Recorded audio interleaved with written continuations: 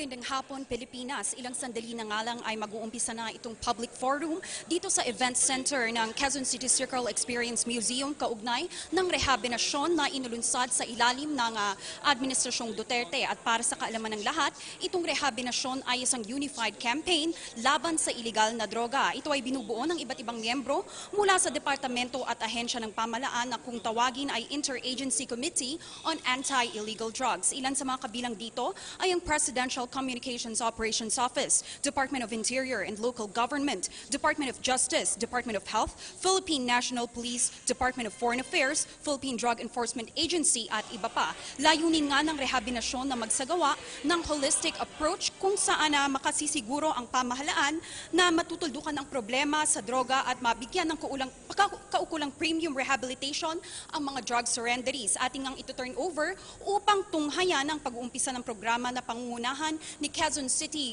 Mayor Herbert Bautista upang magbigay ng welcome speech at ni Presidential Spokesperson Ernesto Abella na maghahatid naman ng mensahe mula sa Pangulong Rodrigo Duterte.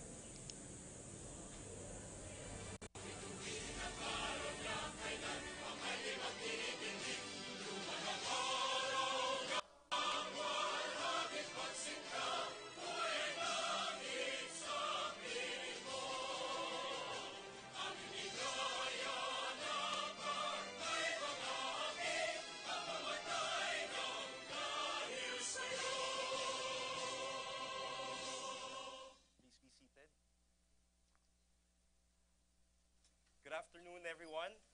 Ladies and gentlemen, fellow workers in the government, partners for change. Welcome to REHABiNASYON.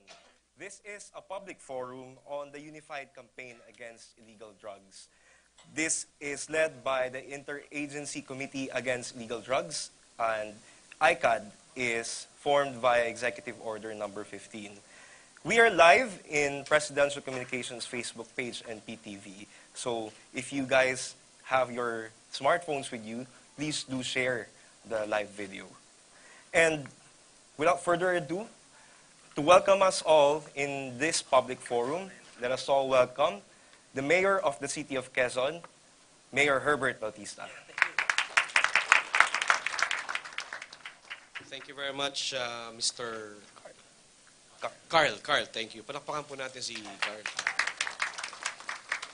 Secretary Abella, sir. Secretary Judy Tagiwalo, Secretary Obial, ma'am,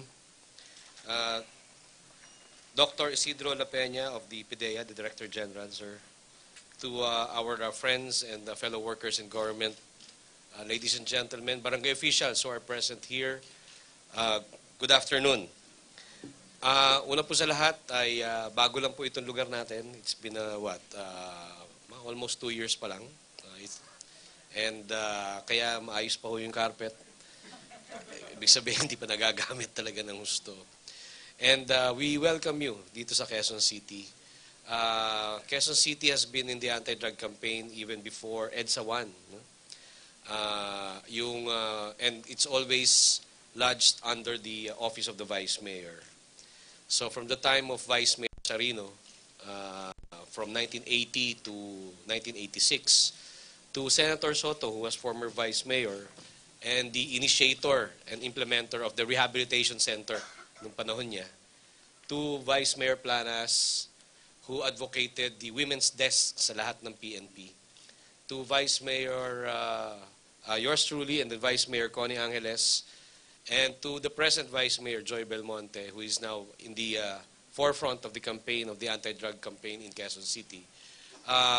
We are doing our utmost best and fully cooperating with the PDEA and all the other stakeholders to make sure, to ensure that our campaign. So far, we have, out of 142, more or less about 21 drug-free barangays.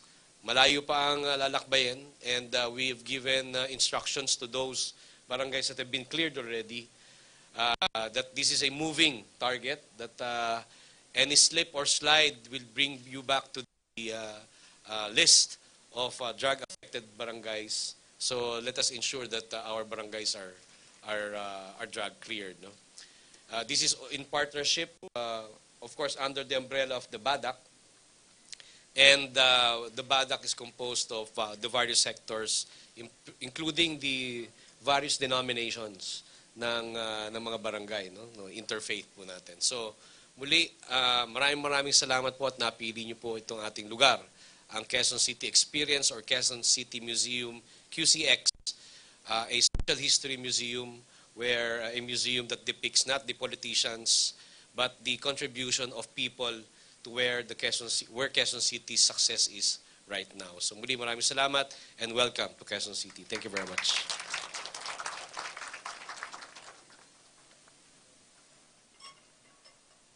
Thank you, Mayor Herbert. Now, REHABiNASYON is the realization of President Rodrigo Roa Duterte's vision for a drug-free country. And it is rather fit and proper to hear his message to us Filipinos. To deliver the President's message is the presidential spokesperson. Let us all welcome Secretary Ernesto Abella. Thank you very much. Mr. Mayor, fellow workers in government, I would like to say that, like my principal, I have a prepared speech, but I will. But I'd rather stick to the script. I was listening earlier po dun sa loob, and I was listening to the mayor, and it was very encouraging to hear yung mga strides in your progress in terms of addressing the drug problem. And, as you were saying, you already have 21 drug-free barangays out of? Palakpakan po natin yan. We celebrate milestones, no? We celebrate all milestones. This is a special honor to be here, and especially if I'm right, it's a youth representative here, some youth representative. Pwede pong magtaas na kamay. Those are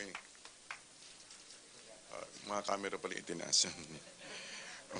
I'm honored to be delivering the President's message to a distinguished group of people, especially to our youth and our beloved parents, bearers of the future. The drug problem is real, and the figures say it all. The Philippine drug market is an estimated 120 billion peso drug industry. That is the reason our President made it his campaign promise to rid the country of this menace and its effects. The use of illegal drugs has greatly affected the Filipino society, tearing apart families, breaking our youth, killing our people. In the United Nations World Drug Report in 2010, for the shabu. It's such a common term that every kid on the street knows its words. It knows the word. You know, really having come from Davao and listening to the President's speech early on, kumbaga pag nakikinig kayo and he tells the stories kung paano naging such an advocate siya against drugs. When he begins to tell the heart-rending stories, the brutal stories that he has experienced personally, it's really quite amazing where you realize that the width, the breadth, the depth of the problem in the Philippines. This is not what we want our country to be known for. We don't want to be known to be the highest in drug use. We want to be the first in sports. We want to be first in pageant. We want to be first in singing competitions. We want to be first in academic competitions. We want to be first in a lot of things. But no, we do not want to be the first in the illegal drugs use. President Duterte is determined to eradicate the production, distribution, sale, and eventual use of drugs. He envisions a drug-free country that is safe and secure for Filipino people. He commits to let our women, our children, and all of us walk the streets without fear. And if there's one thing that has really impressed me, I had not been staying in Manila for quite some time. I'd been after I moved back to Manila for this particular job. I went to my barber, and my barber, I mean, you might know what I use a barber for, but sabi po ng barbero ko, sabi niya, hindi man ako napakilala, but I suppose he recognized, he said, masaya na po kami ngayon. Nakakauwi na po yung mga anak namin babae, na hindi na po kami nag-aaral nila kung may mangyari sa kanila, lalo nang galing sila sa mga call center. At sabi na wala rin po yung mga standby. You know, whatever it is, you can just, you know, one of the things I think the one who prayed said, let us pray for the choicest graces upon the President. But I believe those choicest graces are already upon us. We can actually go home safe and not be afraid going home. Ang paglilinis ay dapat sinimulan sa ating sariling bakuran.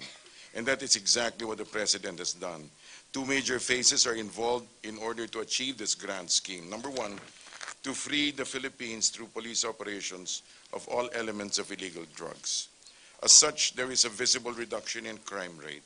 Pulse Asia Research shares with us that a total of 82% of Metro Manila residents feel safer because of the PNP campaign against illegal drugs. We have double-digit downward trends in index crimes and a 30% drop in the number of crimes committed from the daily average of 434 in the last year of the past administration vis-a-vis in the first 9 months of the Duterte administration. Based on the report of the Philippine Drug PDEA, from July 1 last year up to June 6 this month, a total of 1,304,795 drug users have surrendered, while 82,607 drug users were arrested from 61,592 anti-drug operations. I had an amazing experience about 2-3 weeks ago. Pumunta po kami sa TESDA. Is the TESDA director? You know, yung iniikot niyo po kami. And there was one particular room, yung nag-aayos po sila nung mga motorsiklo yata. I noticed there was something kind of different about the young people there, about the guys who were there. And as we were stepping out, somebody told me, sabing gano'n na, ano po ito mga dating drug dependents, tama ho ba? There's one under there. And you know, you could tell that they'd gone through a very wasting experience. A number of them looked really wasted, but somehow there was a newfound joy. You know, how do I put it? You know, it's just like as if they found religion, you know, but nakakatuwa po. And so it's very, very encouraging what's happening, sir.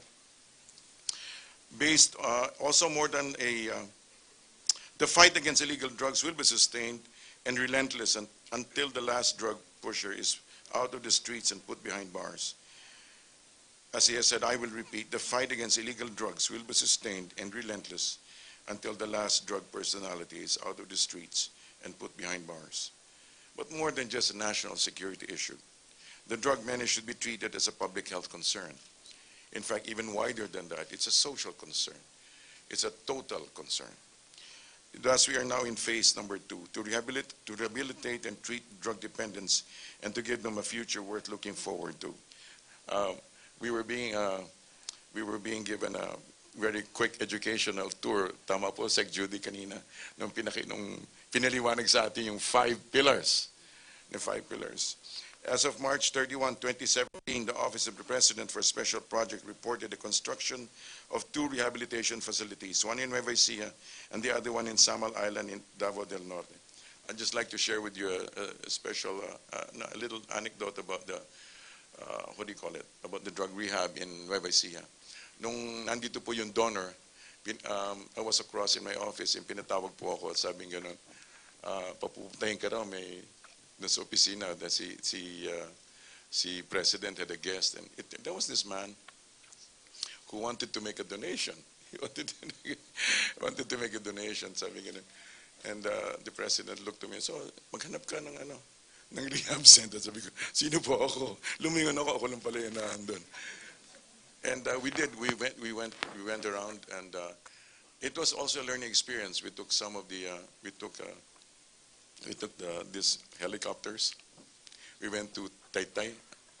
We went to, then we went to Nueva Ecija. Then we went to Aklan.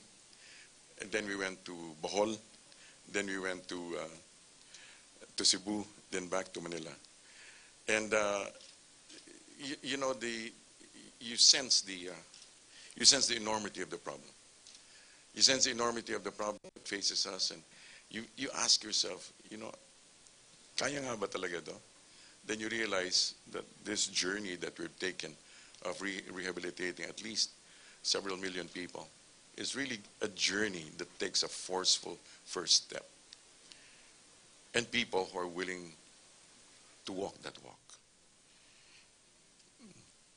In recognition of the President's battle against illegal drugs, TESDA has enjoined all public and private vocational and technical institutions to create an environment that would boost drug abuse prevention, to provide skills training programs, and to educate these trainees, particularly on the ill effects of the abuse and misuse of drugs.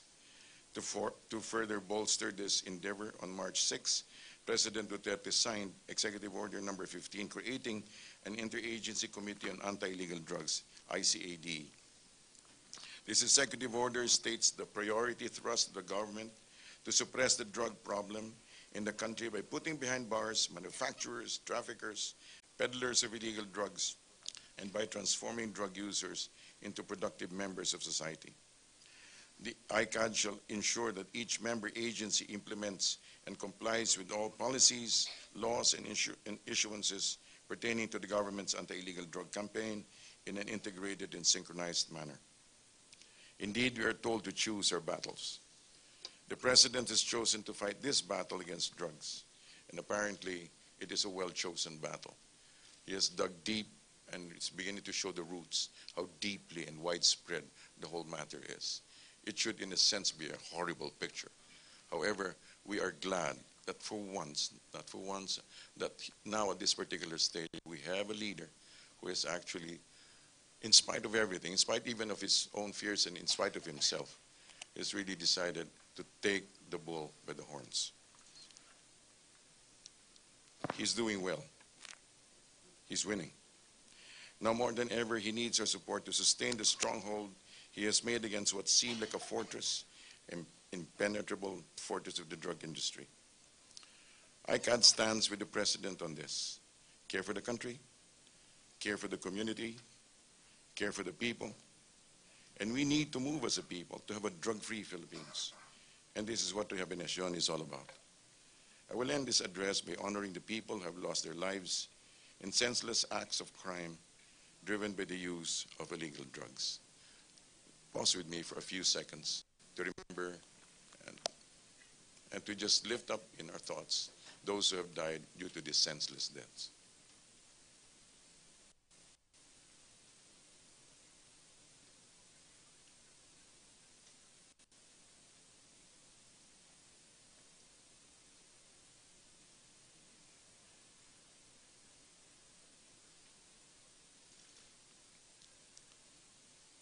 Thank you.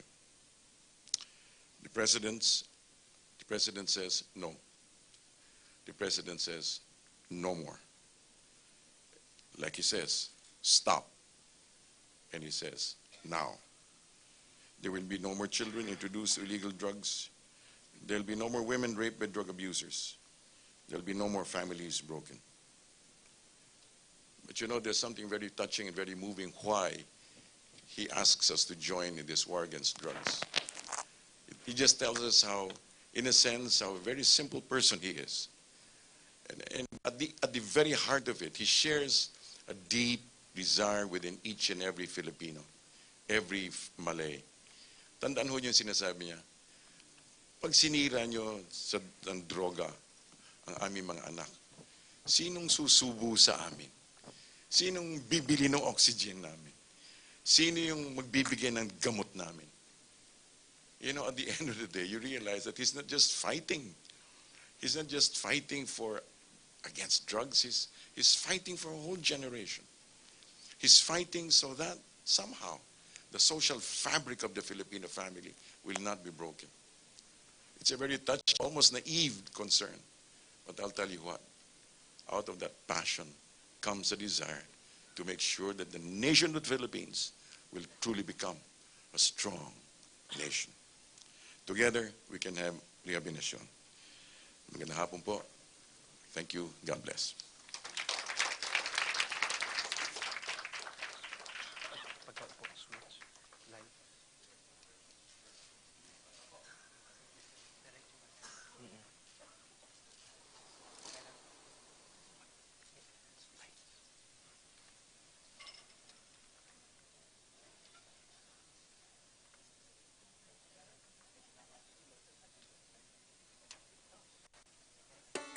As a nation, we have faced seemingly impossible challenges on the road to a brighter future. but have always overcome them together.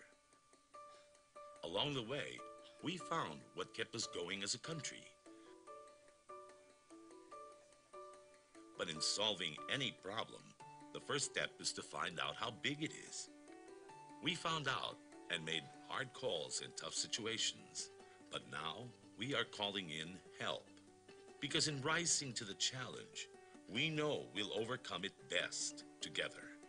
So we can keep moving forward in cleaning up the country. We are ready. Now, as a nation, we can recover and heal. Introducing ICAD, the Interagency on Anti-Illegal Drugs, a comprehensive, accountable, and transparent group that will focus on the rehabilitation, care, and education of our fellow citizens who fell victim to the dangerous nature of drug addiction. To tackle this complex problem, the President signed Executive Order Number 15, creating ICAD, a tool to bring existing efforts in enforcement and justice.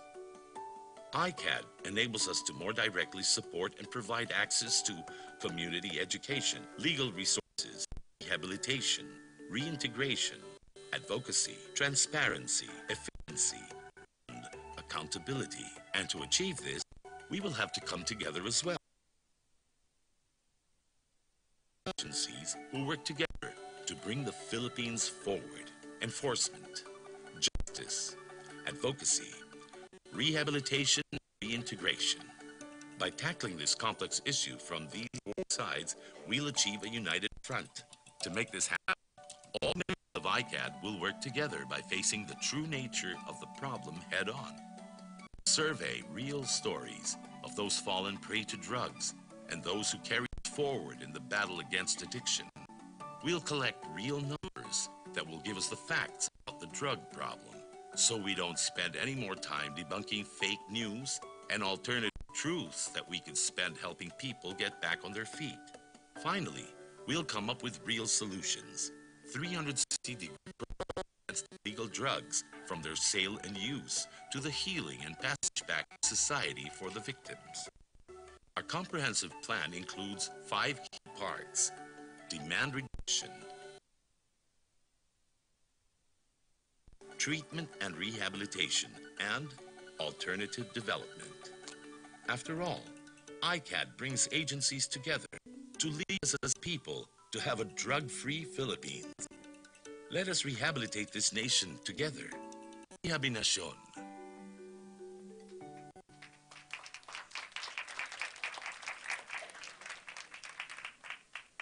That is the overview of REHABiNASYON, or the unified campaign of all government agencies under ICAD against illegal drugs. Now, this public forum will be presenting a different or a wide myriad of presentations of information about the drug situation in the Philippines and the different steps that different agencies under ICAD are doing to suppress drugs and to rehabilitate the nation. To start, let us welcome the Director General of the Philippine Drug Enforcement Agency and the Chairman of the ICAD to discuss barangay drug cleaning programs and anti-drug campaign. Let us all welcome General Isidro La Peña. The Honorable City Mayor Herbert Bautista, distinguished speaker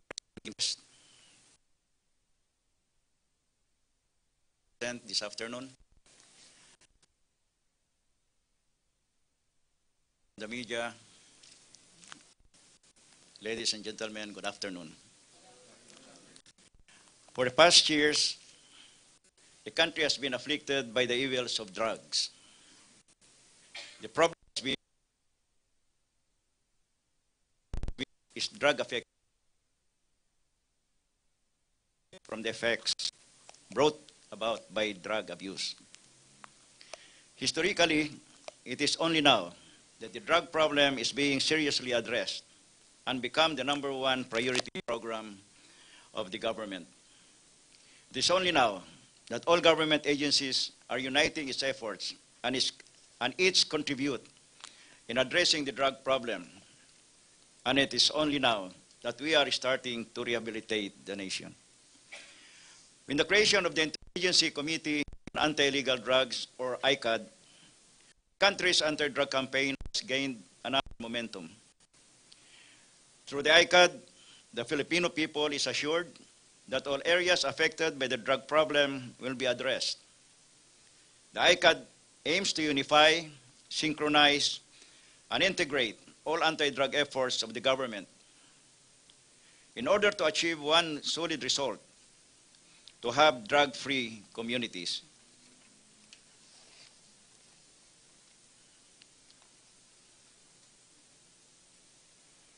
The 39 strong ICAD member agencies from various sectors which has direct or indirect concerns on illegal drug.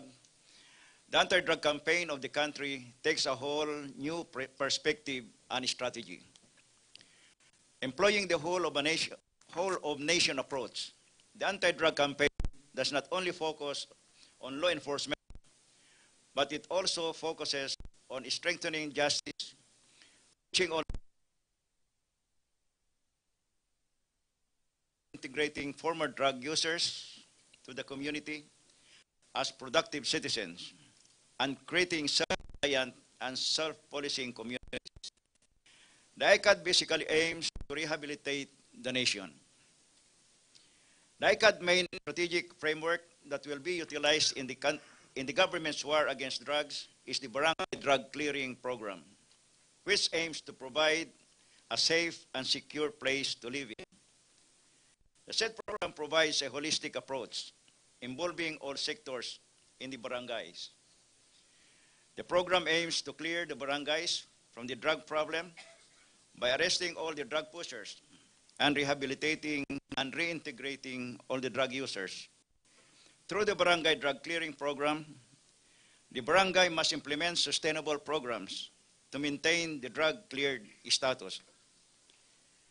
The Barangay Drug Clearing Program is focused on law enforcement, house-to-house visit to encourage voluntary rehabilitation, advocacy, and rehabilitation and reintegration. In clearing drug-affected barangays, the local government unit plays a very significant role, and without their support and active participation, clearing of drug-affected barangays will be ineffective. And this is where the barangay officials, the barangay captains, will be playing a very important role. Likewise, the role of families in keeping the community safe is very important. If we want to protect our children from drugs, it must start from our home.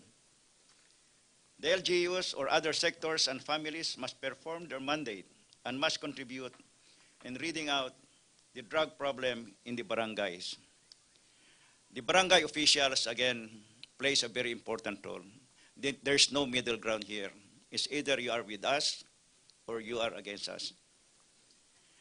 20,104 or 48% of the country's 42,036 total barangays is drug affected. By the end of the year, the ICAD aims to clear 5,272 barangays from drug affectation. As of June 13, 2017, there are already 3,677 barangays which are declared as drug-free. This has been certified by the oversight committees on Barangay Drug Clearing Program. On supply reduction efforts, I am pleased to inform everyone that the whole government has been working towards helping the President deliver his promise to the Filipino people. From July 2016 to June 13, 2017, include 62,751 anti-drug operations, 84,467 drug personalities arrested, 292 arrested government workers, 396 minors rescued, 9 Shabu laboratories dismantled, 150 drug dens dismantled, and 2,429 kilograms of Shabu seized, worth 12.49 million pesos. These anti-drug efforts resulted in the reduction of 15% of limited supply. The total arrested drug personalities 1,6,300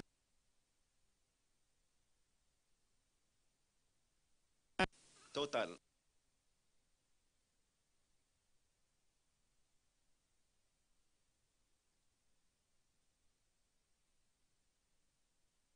More than 4 million users. And the rest of drug personalities disrupted the distribution channel of drugs. This significantly resulted in the reduction of 28.57% on index crimes.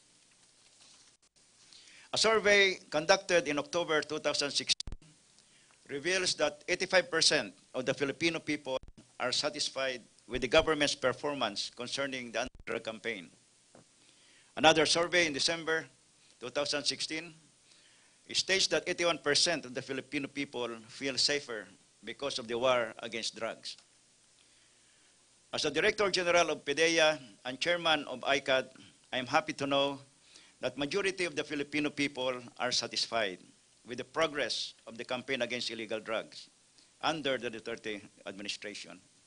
For me, it is a clear manifestation that we are succeeding in translating numerical anti-drug accomplishments into something that the people can finally relate to and could feel the government's care for the people in the community. We have done well, I would say, but much more needs to be done. I strongly believe that the vision of a drug-free Philippines during the term of President Duterte is doable if all duty bearers and stakeholders will perform their mandates and do well in mobilizing the citizenry in the fight against drugs. Let us join hands in providing a safe and secure community and improve the lives of our people. Let us help each other, and together, let us rehabilitate this nation. Magandang hapon po sa inyong lahat. Thank you very much.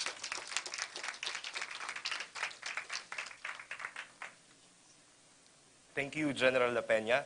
Now, for us to listen to the policies of the program against illegal drugs, let us welcome the Deputy Executive Director of the Dangerous Drugs Board, Assistant Secretary Earl Saavedra.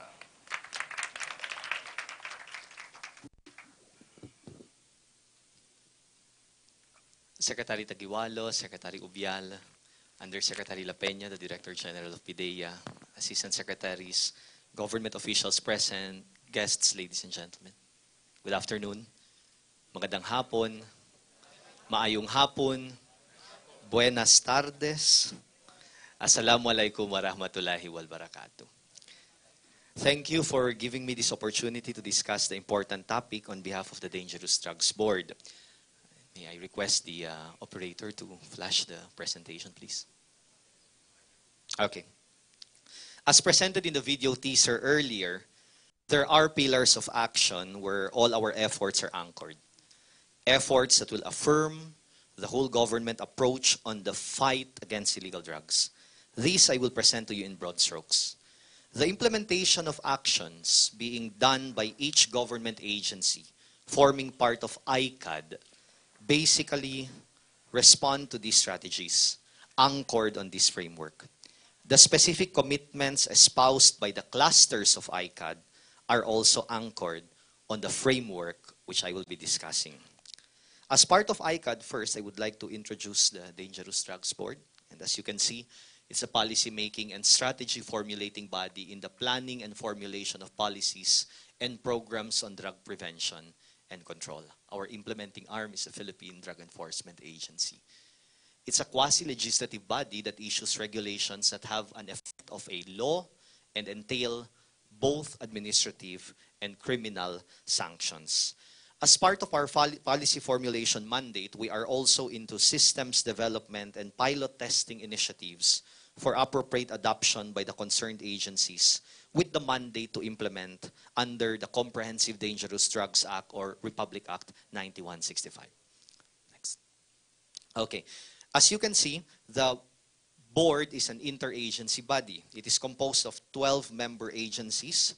And to cite, we have the Department of Finance, the Department of Health, Department of the Interior and Local Government, Department of Education, Commission on Higher Education, Department of Social Welfare and Development, Department of Labor and Employment, the Department of National Defense, the Department of Foreign Affairs, the Department of Justice, the National Youth Commission, the Philippine Drug Enforcement Agency, of course. And we have regular members such as the Integrated Bar of the Philippines, one non-government organization, 2 permanent consultants, the National Bureau of Investigation, and the Philippine National Police. There is a certain degree of alignment if we talk of the ICAD advocacy clusters, and of course the representation of the different agencies to the board. So in one way or the other, we see a very clear convergence in what we do if we talk of the fight against illegal drugs. Next. What do we hope to achieve? I know it's difficult to comprehend, but it's possible. Do you think it's possible? Can you clap your hands if you believe it's possible? So we hope to achieve a drug-free Philippines. Our ultimate goal is to reduce the negative impacts of drug use and drug abuse in our society. Pakinggan niyo po ito. Once reduced, it will lead to the attainment of a drug-resistant and eventually a drug-free Philippines. It is good to ponder on our simple definition of a drug-free society. It means systems are in place, mechanisms are set, laws, policies, and regulations are in order to guarantee that our communities become drug-resistant. Now, if our communities sustain their existence as drug-free environments, surely they will become drug-free in the long run. Okay, next. All of the efforts which will be discussed this afternoon, again, are responsive and anchored to these particular pillars of action. If I may read, drug supply reduction, drug demand reduction, alternative development, civic awareness and response, regional and international cooperation. The different clusters of the ICAD basically have initiatives that are aligned and anchored on these particular pillars of action, serving as the mother framework of what we do. Next. We start with the drug supply reduction. The aim is to take away the drugs from the general public through market denial operations. If we talk of market denial operations, the following are the ways to do it. Nakikita natin law enforcement, regulatory compliance, judicial and legislative measures. Law enforcement activities are the ones being led by the Philippine Drug Enforcement Agency, hand in hand with the Philippine National Police. Thanks to Director General La Peña, we had a comprehensive appreciation of what these specific approaches are. Meanwhile, part of the regulatory compliance is to regulate legally imported substances to prevent illegal diversion and unauthorized use. DDB is mandated by law to do this, and in line with that, we need to craft policies and systems. On judicial, can we go back? Sorry. On judicial and legislative measures, we review existing laws and issuances from various agencies involved in the enforcement of drug campaign to make it more effective and responsive to the needs. Next. Drug demand reduction, the aim is simple, to prevent persons from abusing dangerous drugs. If I may reiterate, this pertains to the overall prevention treatment aspect. And on prevention, let me cite the 3 levels in carrying out this process. Napaka-importante, simulat sa pool yung advocacy. Prevention and interventions for those who haven't tried using illegal drugs. These are drug-free individuals and we want them to maintain their status as drug-free persons. Pangalawa yung sa secondary prevention, sa casual users naman yung tinitingnan natin, whereby we are preventing the progress of further addictive use. In other words, hindi na dapat lumala. Early detection to provide intervention and prevent further addiction. And the tertiary level prevention, those treated and provided with interventions in facilities. The target is to prevent them from experiencing relapse. Okay. Thus, we guarantee prevention in terms of demand reduction. Makikita niyo yung component na napaka-importante, which is research. So we dwell on the premise that our policies are needs-based and evidence-based in order to provide proper presentation of measurable outcomes and output indicators. Of course, conscious of the cultural and local setting. Next. Alternative development aims to reduce the production and spread of dangerous drugs and cut the supply through sustainable alternative livelihood programs. Again, the aim is to provide them with alternative options that are legal in nature. It comes in the form of government support and public and private partnership mechanism as well. Makikita po natin ito, and I'm sure sooner or later the Secretariat of ICAD will share to you the action plans of the different clusters, pati po itong konsepto na ito ay hagip doon sa gagawin po ng ICAD as a whole. Also to capacitate these vulnerable individuals in securing legal and acceptable livelihood modalities. Next. Civic awareness. The concept is to promote and increase public consciousness on the evils of illegal drugs and the consciousness of involvement in drug-related activities through information campaigns in multimedia platforms. Dito po natin kailangan ang commitment and at the same time ang support ng ating mga kasamahan na taga-media. Since our target is multisectoral, the manner of cascading info on disadvantages of illegal drugs vary considering the different targets and the information we need to cascade to educate them. Dito po kasama yung mode of information delivery. How do we educate the different sectors? Example, youth, our approach is always through social media. This also means providing appropriate communication mediums best suited for target population groups to guarantee awareness and proper response for anti-drug advocates. Sunod po. We have the regional and international cooperation. The intent is to forge and foster cooperation with regional and international agencies, attendance to foreign conferences, technical assistance and exchange, adherence to treaties, hosting of study tours and field visits. Just to add another point under regional and international cooperation, since the Philippines is a signatory to international conventions concerning dangerous drugs, we need to comply, adhere, and cooperate with international counterparts in assuring the safe use and regulations of various dangerous substances. To note, some of these conventions are the 1971 UN Single Convention on Psychotropic Substances. Nagbibiruan po kami kanina, hindi pa ako pinapanganak sa panahong iyan. The 1988 UN Convention Against Illicit Traffic in Narcotic Drugs and Psychotropic Substances. And we have the 1972 UN Single Convention on Narcotic Drugs Protocol, which amended the 1961 similar issuance. If you will notice, there's a particular component pertaining to technical assistance. We learn from foreign counterparts their best practices and models in the prevention and control of illegal drugs. To be specific, bilateral partnerships with countries like China, Japan, the United States, ASEAN counterparts, among others. So, taking into consideration all of these particular strategies embedded in each particular pillar, next slide, we intend to come up with a holistic and balanced approach in order to sustain the fight against illegal drugs. And you can see that there are contributory elements that will lead to that. So thank you for giving me the opportunity to present the 5 pillars of action.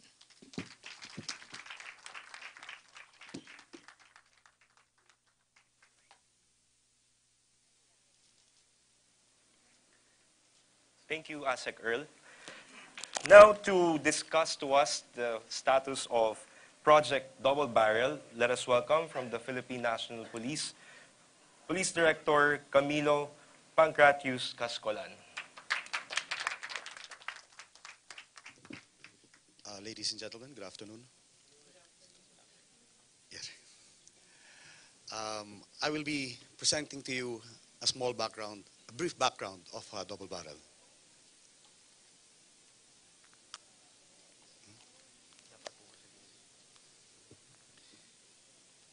And while they are placing the flash drive, the PNP started its war against illegal drugs on July 1, 2016. However, the campaign has been suspended on January 30, 2017, as directed by our President. Nonetheless, during the moratorium of the PNP anti-illegal drug operations, a number of local government units and the public reported that illegal drug personalities resurfaced and continued with the illegal trade. Crimes, particularly murder, rape, theft, and robbery, also increased during the period. Fearing that the situation may worsen and adversely affect the peace and order situation in their localities, Some local government executives and concerned groups clamored that the illegal drug operations be given back to the PNP, of course, under the PIDEA. In response to the clamor, PRRD directed the PNP during the third joint PNP-AAP Command Conference on February 27, 2017, to take back the responsibility of addressing the illegal drugs problem to the PNP in close coordination with the Philippine Drug Enforcement Agency and the Armed Forces of the Philippines. Thus, the PNP Anti-Illegal Drugs Campaign Plan Double Barrel Reloaded was implemented. The concept of operations are still the same, two-pronged, which is Project Tokhang Revisited, which is a lower barrel, and the Project HVT Revalidated. Project Tokhang Revisited is a practical and realistic means of achieving the drive against illegal drugs in affected barangays. This concept involves visiting drug personalities who have already surrendered, visit drug personalities who have not previously surrendered.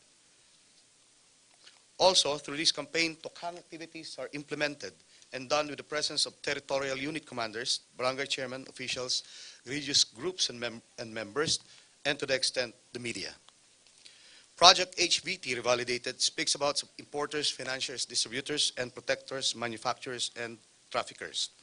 This is a massive and reinvigorated anti-illegal drug operation targeting importers and the like, who were not neutralized or remain arrested during Double Barrel and Double Barrel Alpha. So with this, where are we now? May I present to you the accomplishments of Double Barrel Reloaded.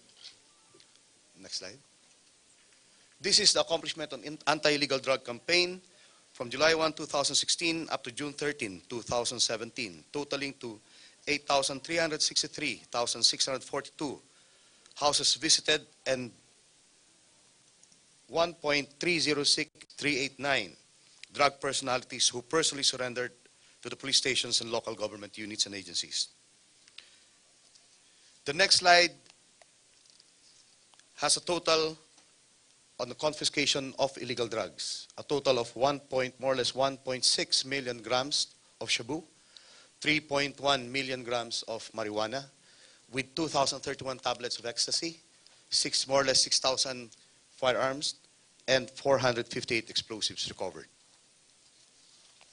On Project High Value Target, we have a total of 7,943 high value targets distributed as follows: 3,568 who surrendered, total of 1,097 of them arrested, 136 who died during police operations, and 102 cases of homicide cases under investigation, while the 3,040 others are classified as either deceased, under rehabilitation, monitored to be in another country, and mostly reported as cannot be located in the respective areas. The next slide is the classification of surrenderers. From the period July 1 to June 13, 2017, we have a total of 1.066932 male and female. At the same time, age brackets as follows: 18 years old at 46,000 more or less, 19 to 30 years old more or less 406,000, and 452,000 more or less from 31 to 50 years old. And 51 years old and above, we have a total of 62,305, totaling to 1.034602. The others are still being evaluated, considering that we have to revisit, and the PDF has not been filled up completely. The next slide. There was a request last Real Numbers Forum on last May 2, and they requested for those who surrendered and were related to overseas Filipino workers. We have a total of 5,243 who are related to the first degree. And at the same time, on the to the second degree of family, we have a total of 10,355. And if you might see, there are 757, more or less 767,000 civilians, and other government employees at 58,604. We also have those who came from the Office of Law Enforcement Agencies, totaling to 936. The next slide speaks about the Counterintelligence Task Force, which is actually part of the operations against the Philippine National Police, who are actually rogue members. We have 19 operations conducted since February 3 up to June 19, arrested 30, and we have 22 cases filed in court. And we have the same time 44 PNP killed, 3 AFP killed, wounded PNP 119, and AFP at 12, totaling to 47 killed and 131 who were wounded during police operations and law enforcement operations. These are the total number of incidents, 12,306 of homicide cases, victims pegged at 14,099. Drug-related is at 2,082, and non-drug related at 2,413. Number of incidents with motives still to be determined is pegged at 7,811. And this is the slide which talks about the filing of cases against arrested and at large, and those that were cleared. Still totaling to 12,306. The next slide, please. On crime statistics, the PNP, in coordination with PDEA, is proud to say that we have lowered the crime volume for the same time frame, July to May 2016, as compared to July 2016 to May 2017. The blue are the index crimes, which are actually murder, rape, physical injuries, theft, robbery, carnapping, and homicide. Non-index are actually special loss. We have 27.02 decreased of index crime volume for the period July 2015 to May 2016 as compared to the same period of 2016 to 2017. Next slide. This is the comparative statistics, as you could see in a bar chart. Theft has gone down, so with robbery, so with physical injuries, rape, carnapping of motorcycles and motor vehicles. Homicide is more or less the same, murder increased. And this is our line graph to compare the focus crimes that happened between in 2015 and in 2016, and now from January to May 2017. The effect of double barrel crimes on 8 focus crimes as distributed to 1 murder. From a high of more than 300 on the 4th week of our campaign, it is now more or less 153. 52, I mean. That is for murder. For homicide, we have a total of 2,118 for the period in review. July 1, 2016 to June 8. Physical injuries has lowered, totaling to 31,796. Robbery at 16,024, now as low as 283 on the 48th week. Theft at 35,570 from a high of more than 1,000. It's now at more or less 678. Carnapping motor vehicles, 527. The carnapping of two-wheel vehicles also is at 5,583. So you could see the downtrend of these focus crimes. And last but not the least, at rape, we had a very big downtrend at the 9 to more or less 12th week. That was in September, August to September. The implementation of the PNP Anti-Illegal Drugs Campaign Plan, Double Barrel Reloaded, achieved the following. It revealed the true picture and magnitude of the drug problem in the country. It also persuaded drug personalities to appear voluntarily to the authorities. It has an intensified police operation, resulting to the reduction of crime incidents. We had a period wherein we reached 49% decrease in index crimes. And lastly, the government's war on drugs is highly appreciated, supported by the public, as stated by no other than our director for PDEA. This is the reduced demand for shabu.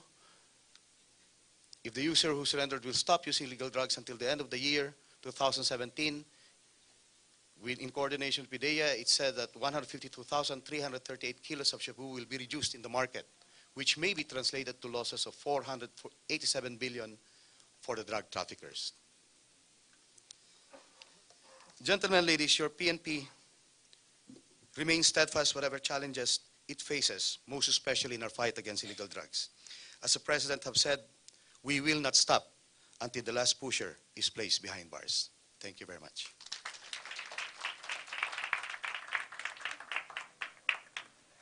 Thank you, General Cascolan. Now, to discuss to us the advocacy campaign and of the Barangay Anti-Drug Use Council, or BADAC, let us welcome from the Department of Interior and Local Government, Director Leo Trovella.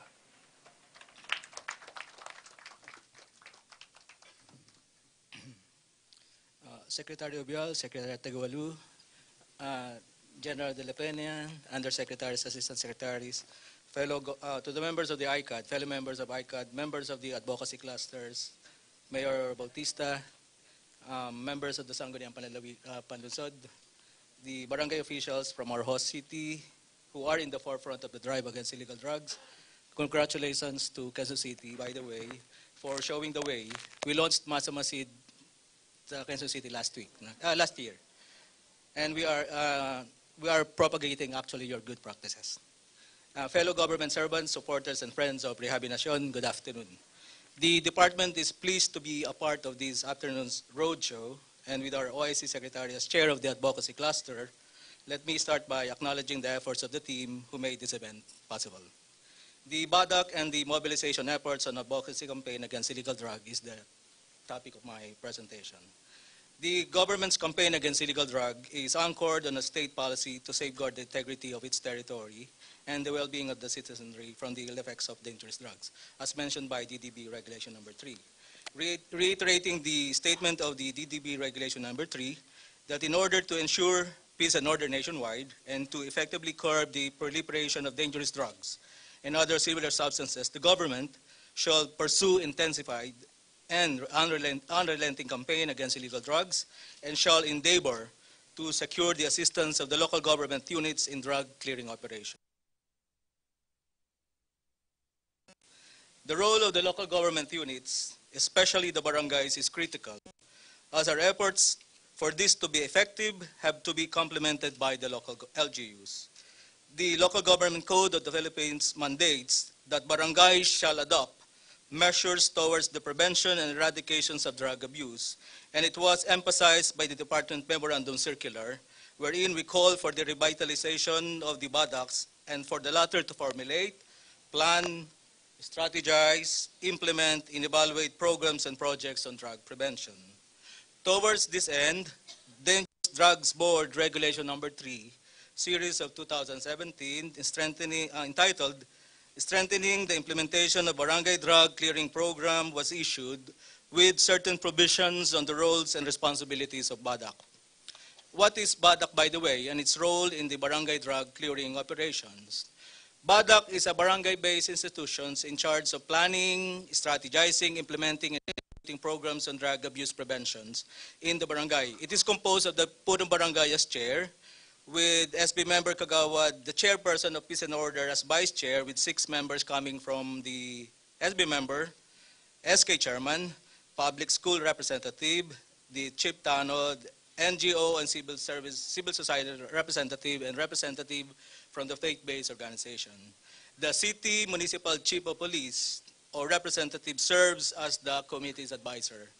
Among the functions of the BADAC are on the organization of the BADAC auxiliary team, the conduct of IEC, determination and maintenance of record listings of suspected drug user and pushers, and the identification of drug-affected house clusters. It has 2 committees, the Committee on Operations and the Committee on Advocacy.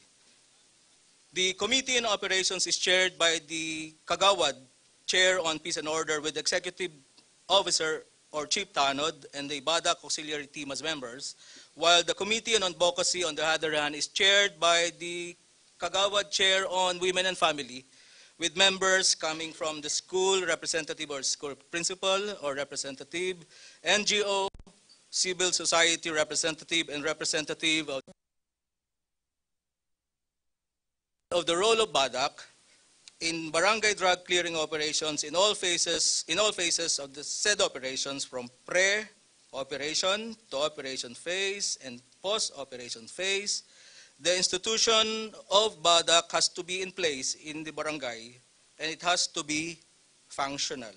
And that is where agencies like the ILG, PIDEA, and the PNP has to come in to assist the BADAC to perform effectively as partners. During pre-operation, we expect them to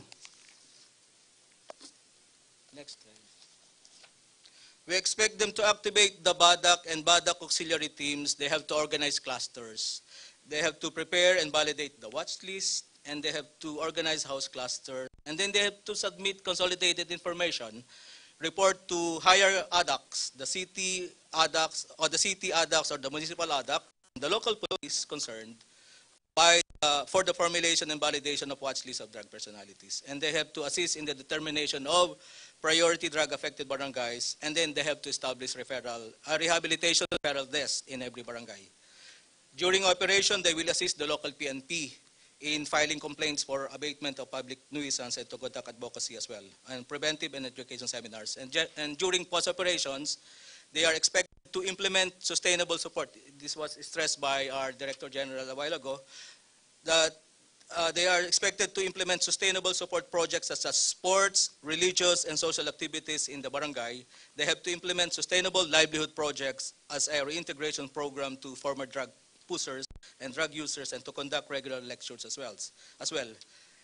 Last year, DDB issued Board Regulation Number 4, entitled Oplan Sagip, which calls for the monitoring, to some extent, a monitoring mechanism of barangay drug abuse campaign, and then compliance to DDB Regulation Number 4. We have to know the extent of barangays' compliance to such directive, as they are expected to embark on a challenging task to support the national government's effort. Confidence has to be established whether the BADACs are fully organized, do they have plan of action, and to find out as well if substantial budgets are allocated by the BADAC. In response to this, the ILG issued memorandum dated January 3 this year to monitor the compliance to DDB Regulation Number 4, and as requested by DDB, for us to submit the results to DDB for policy or appropriate actions. Hence, compliance on the organization of BADAC, allocation of substantial portion in the barangay budget, and in the formulation of barangay anti-drug plan of action, the result is encouraging in terms of BADAC organization. As of June 9, 2017, of the 42,036 barangays nationwide, 37,978, or about 90% of the barangays are BADACs. And then further into the analysis, of the 37,978 barangays with organized BADAC, as required by DDB Regulation Number 4, that we have to know the extent of their compliance, 89% of those with organized BADACs have organized their committee on operation. 90% of those with BADAC have committee on advocacy, while only 80% with barangays, 80% of those barangays have organized their respective auxiliary teams, but 46% of them with BADAC action plan, and 46% have allocated substantial amount with funds allocation. The breakdown of compliance by region is shown in the slide with 7 regions: Region 1, Region 2, Region 3, 4B, 7, 9, and 11 with 100% BADAC organized. Since said 37,978 barangays, representing 90% of the barangays with organized BADACs, have to be capacitated to ensure that our pursuit of intensified and unrelenting campaign against illegal drugs succeed. For 2017, as our chair has stressed a while ago, priorities will be given to 5,272 barangays as set by the ACAD. With barangay drug clearing program as a framework, the DILG's intervention as lead of the advocacy cluster, together with member agencies, some of which will also present their respective initiatives on anti-illegal drug campaign later on, shall be hinged on the tenets of holistic, complementary, and participatory approach as guideposts. In 5,272 priority barangays, we expect to mobilize BADACs, and there will be provided with capacity building initiatives. To complement the efforts of the LGUs, members of the advocacy cluster shall endeavor to strengthen and revitalize ADACs and the peace and order councils in all levels. 5,272, as stressed, shall be mobilized by the DILG, PIDEA, and PNP on the conduct of drug clearing operations in the said barangays. On advocacy or preventive education campaign, said activities in all barangays are expected to support or during operation of the Upland Double Barrel in the following settings: in school-based setting, workplace setting, technical institutions, and community-based settings. Involved agencies in the clusters are CHED, DSWD, DepEd, the Civil Service Commission, DOLE, TESDA, OSG, PIA, DILG, OSD, and other concerned members. Existing programs of these agencies as members of the cluster shall be refocused, giving priority to the 5,272 barangays this year. Drug testing in schools, workplace setting, and technical institutions are committed also by the advocacy cluster to be carried out in schools, workplace, technical institutions, and community. Focus or involved agencies are CHED, DepEd, the Civil Service Commission, TESDA, LGU, and concerned members. The policies on the conduct of mandatory drug tests for public officials and employees shall be reiterated and carried out by the Civil Service Commission, and then DOH, DOLE, and member agencies will also support. Member agencies shall implement drug-free workplace program. Agencies committed to this are Civil Service Commission, DOH, DOLE, TESDA, DALG, and all the member agencies of the cluster. Winning the war against illegal drug as a complan of the PIA will be intensified this year. Focal or involved agencies are PCOO, PIA, and other concerned agencies. Odds campaign shall be intensified with particular focus on the priority barangay. We will have seminars for parents, youth, and leaders of the community or legal clinic, focus on the law involving drugs with emphasis on criminal cases to be filed once involved in drug cases, and on the penalties and other repercussions of being in conflict with the law.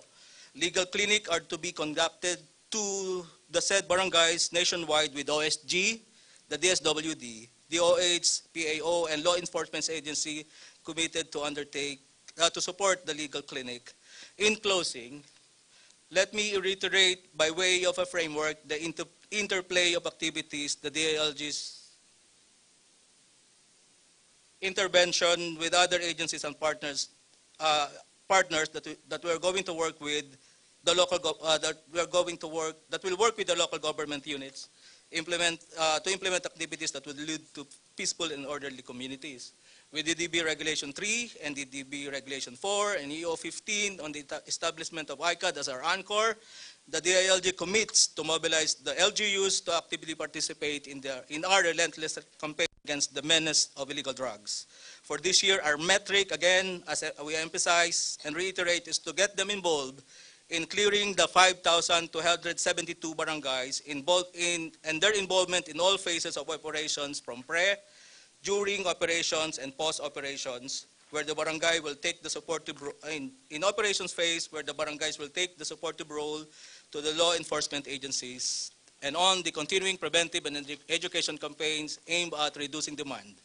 We expect, with the convergence of our efforts, we will deliver these outputs from policy issuance to capacity building, setting up a reporting system, and conduct of advocacy and prevention campaigns, and towards a sustainable drug-free and self-policing barangays, and towards a peaceful and orderly communities. To close, in behalf of our OIC Secretary, Catalina Cuy, and the entire DILG family present in this event, All levels actually are represented here to show our support to this important undertaking by ICAD and the advocacy cluster. Our DILG-NCR is here also with us, led by our regional director, Director Lourdes Agustin. Para sa isang may malasakit na krusada para sa illegal na droga, mabuhay at isang karangalan ang maging isang lingkod bayan. Salamat po.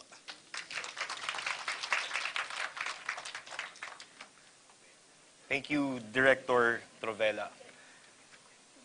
Now we will be hearing the resolutions on the different drug cases that were filed and are pending at the DOJ.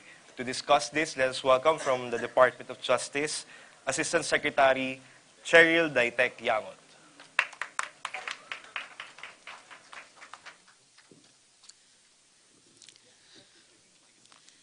Secretary Manay, Judy Tagiwalo, Secretary Jean Ubial, Director General La Peña, officials of the government, workers. Where's Mayor Bautista? And the officials of the barangays of Quezon City, thank you so much for hosting us. All fellow Filipinos and human beings in this room, we are all gathered here today because we acknowledge there is a serious, pervasive drug menace in this country. In fact, it has already left massive destruction in its wake. Young lives and promising futures have been squandered. Families have been broken. Institutions, including our own justice system, have been corrupted and compromised. It appears previous governments, especially the immediately last one, either ignored the drug industry or tolerated its expansion into a huge part of the Philippine territory. This nation is still very angry and hurting from the shocking discovery that in the past administration, government officials, including police generals, high-ranking elective officials, judges, prosecutors, and even a cabinet secretary cuddled drug lords. But we cannot just be hurt and angry. President Rodrigo Duterte has commanded us to rehabilitate this nation. He stressed time and again that his fervent dream is to create a generation of Filipinos unafflicted by the drug issue. To do so, we do not only rehabilitate our drug dependents, we also need to rehabilitate our institutions, including the justice institutions. For the eradication to be effective, we need a vigilant citizenry, an efficient bureaucracy, and a responsive justice system. We have to continue building a government with a heart that cares about the future of our children and the generations ahead. We have to continue the fight against corruption, and we have to continue the fight against a lackadaisical, lazy bureaucracy. We need law enforcers who will do their work in accordance with the Constitution and the law. Experience has shown that drug dealers get off the hook because of slipdash handling of law enforcers, or because of sheer lack of capacity or knowledge, or because of corruption. Sloppy police work therefore contributed and will always contribute to the exacerbation of the drug menace. In fact, from July 2016 to March 2017, 3,373 cases were filed in relation to the drugs law since the assumption of President Digong. 401 have already been dismissed at the office of the city and provincial prosecutor levels, and almost 100% were dismissed upon automatic review. Now, this is for the reason of failure to observe due process, particularly compliance with the chain of custody requirement, and failure of complete observance of constitutionally guaranteed rights of the accused, particularly on the rule on search and arrests by our law enforcers. The DOJ has a first-hand experience of reviewing drug-related complaints which are dismissed, and in the process, we made sure that the rights of the respondents suspected of violation of the Comprehensive Drugs Act of 2002 were protected. There are competing interests, the right of the suspected drug offender and the right of the state to preserve itself and protect its constituency from the drug menace. Balancing these interests presents itself as a challenge to the DOJ. The DOJ's vision is to create a just and peaceful society anchored on the principles of transparency, accountability, fairness, rule of law, and truth towards the effective, efficient, and equitable administration of justice. Imperative to this vision is our commitment to promote due process at all times, which includes respect for the rights of suspected drug offenders as they are deemed innocent until proven otherwise under our laws. It is erroneous, therefore, if not unfair, to presume or say without basis that suspected drug offenders are not provided opportunity to be heard. To protect the civil liberties of the innocent, we have mechanisms and measures to ensure that the prosecution's pieces of evidence meet not only the probable cause requirement in the investigation level, but also the stringent standard of proof beyond reasonable doubt in order for the case to stand judicial scrutiny.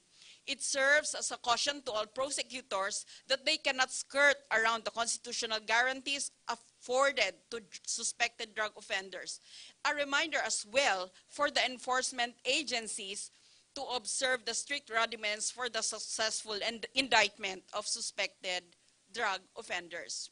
Now, given the strong commitment of the Duterte government to stamp out the use and trade of illegal substance, the Department of Justice and the rest of the justice cluster adopted a reform-based approach to ensure that rights are being protected while pursuing the fight against illegal drugs.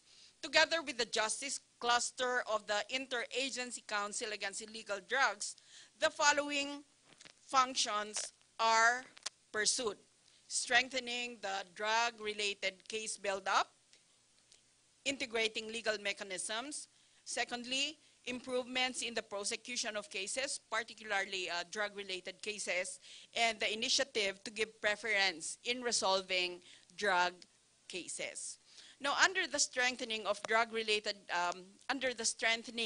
drug-related case build-up, assisting the law enforcers in following legal mechanisms is a major priority. Now, under this function, it is the commitment by the National Prosecution Service to develop an operation checklist for law enforcers. So parang check ba yan? Check yan. Okay?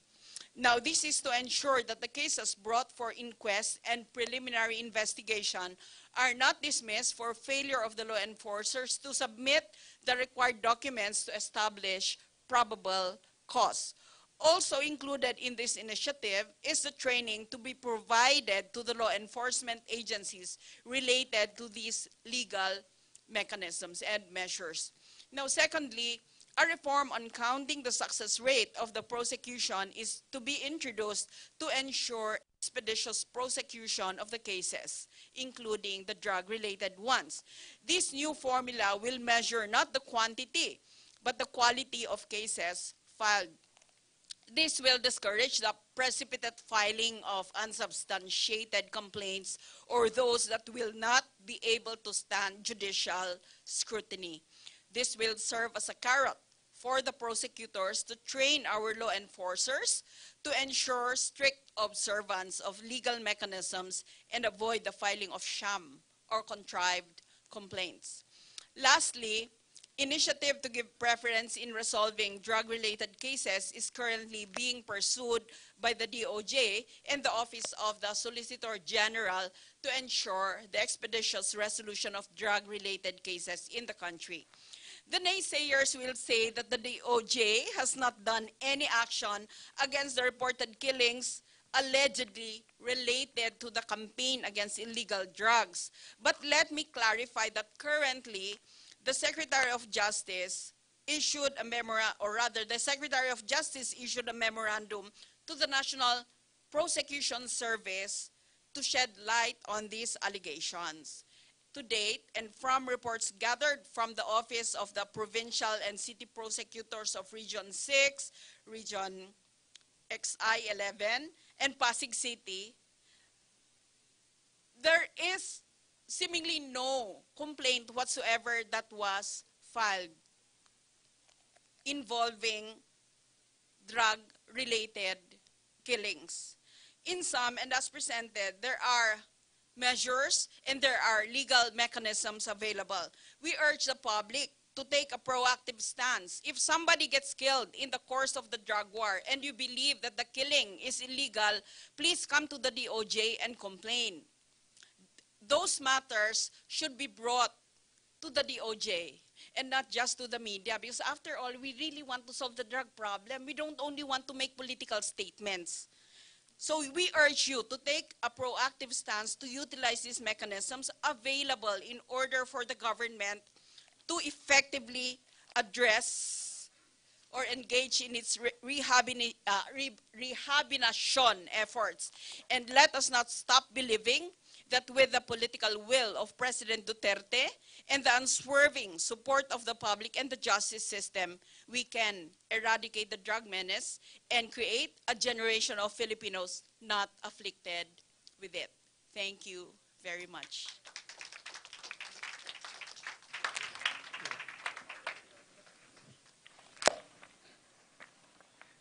Thank you, Asek Yangot. Next, we will be discussing the advocacy and prevention campaigns of the Department of Education. To discuss this, let us welcome Assistant Secretary Josephine Maribojo.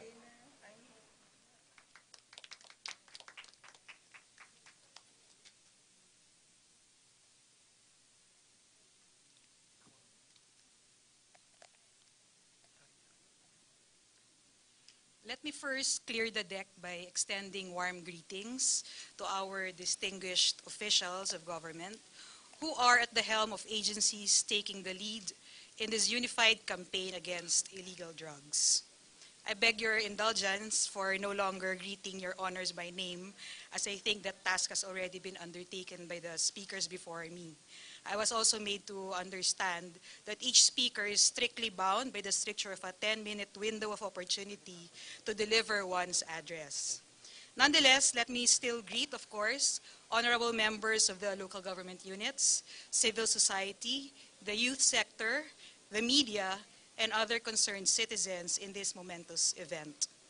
I would like to believe that we were all drawn to this gathering by the common purpose of promoting the well-being of our people and the good of our beloved country.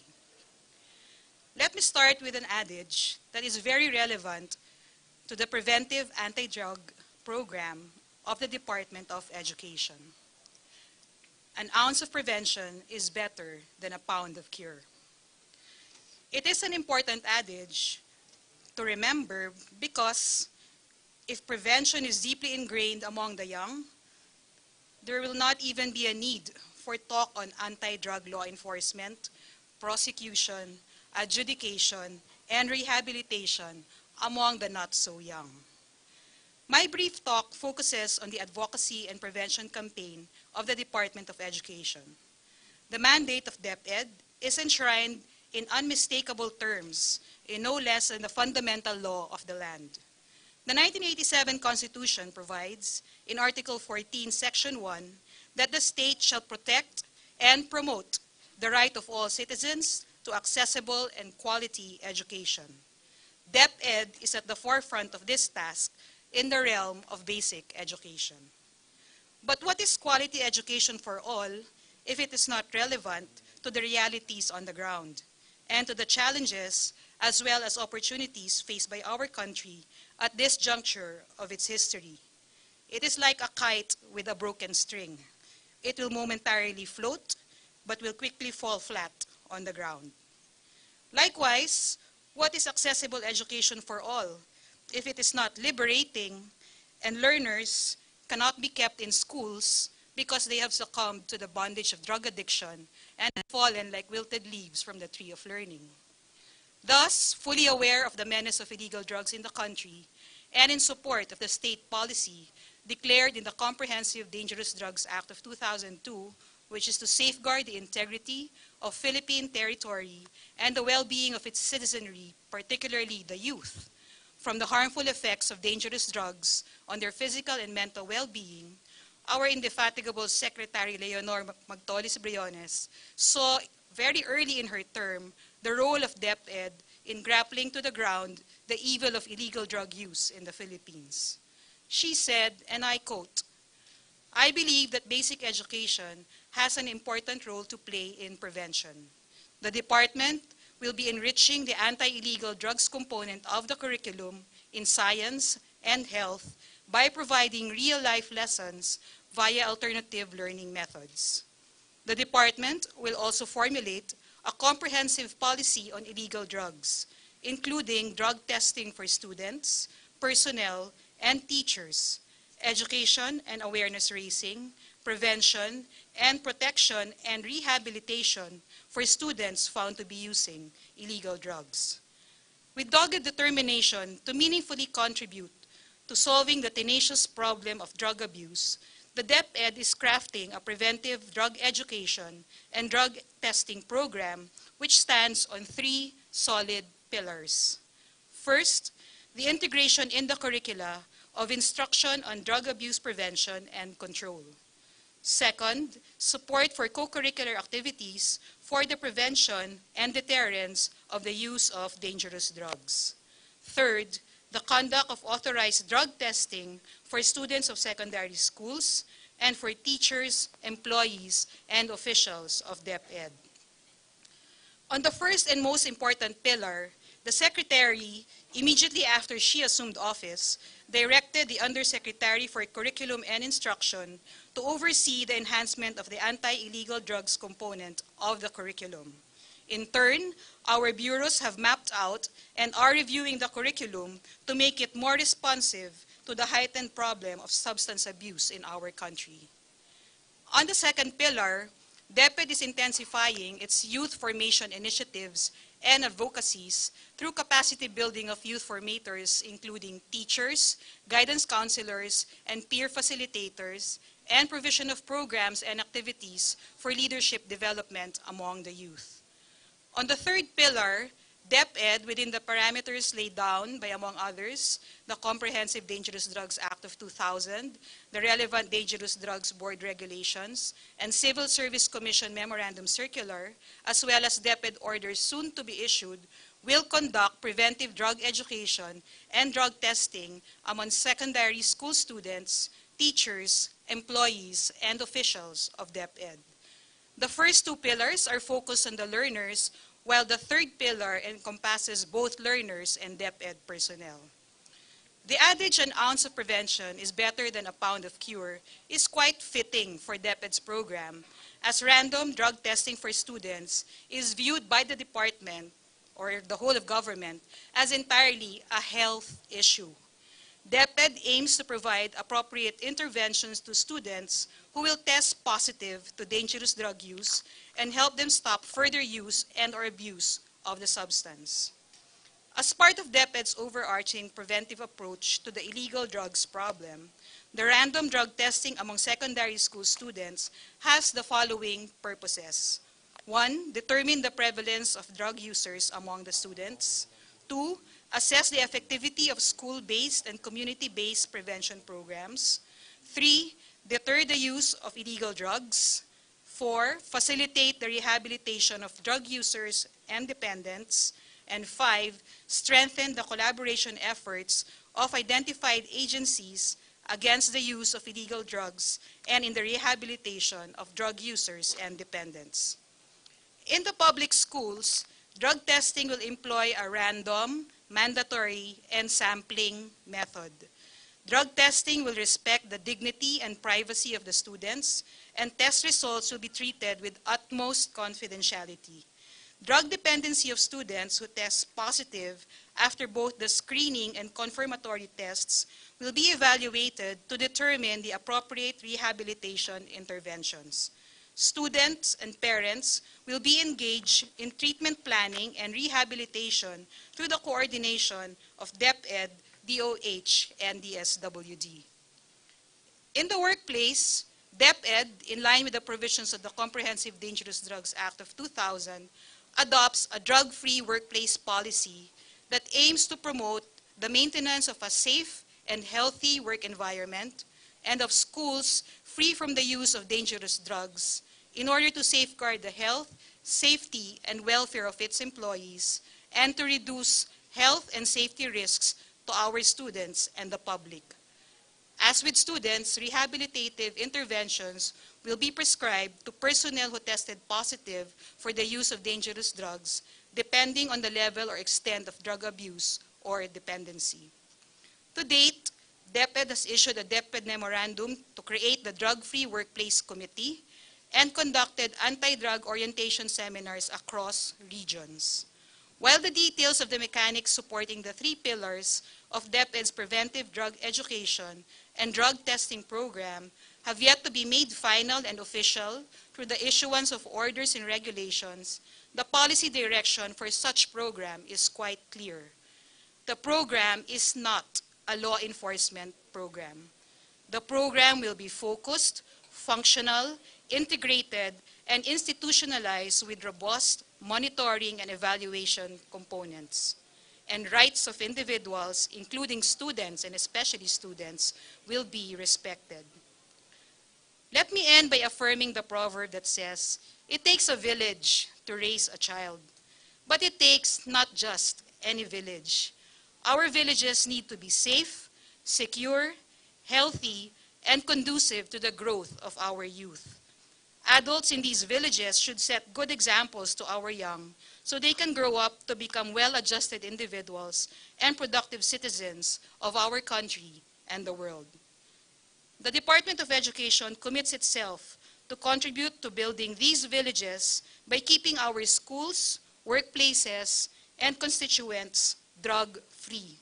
Sa ganitong paraan, ang bawat kabataan ay mabibigyan ng pagkakataon na mangarap at maabot ang kanyang pangarap sa isang bayan na sa kanya ay kumakalinga at yumayakap. Maraming salamat po at magandang hapon sa ating lahat.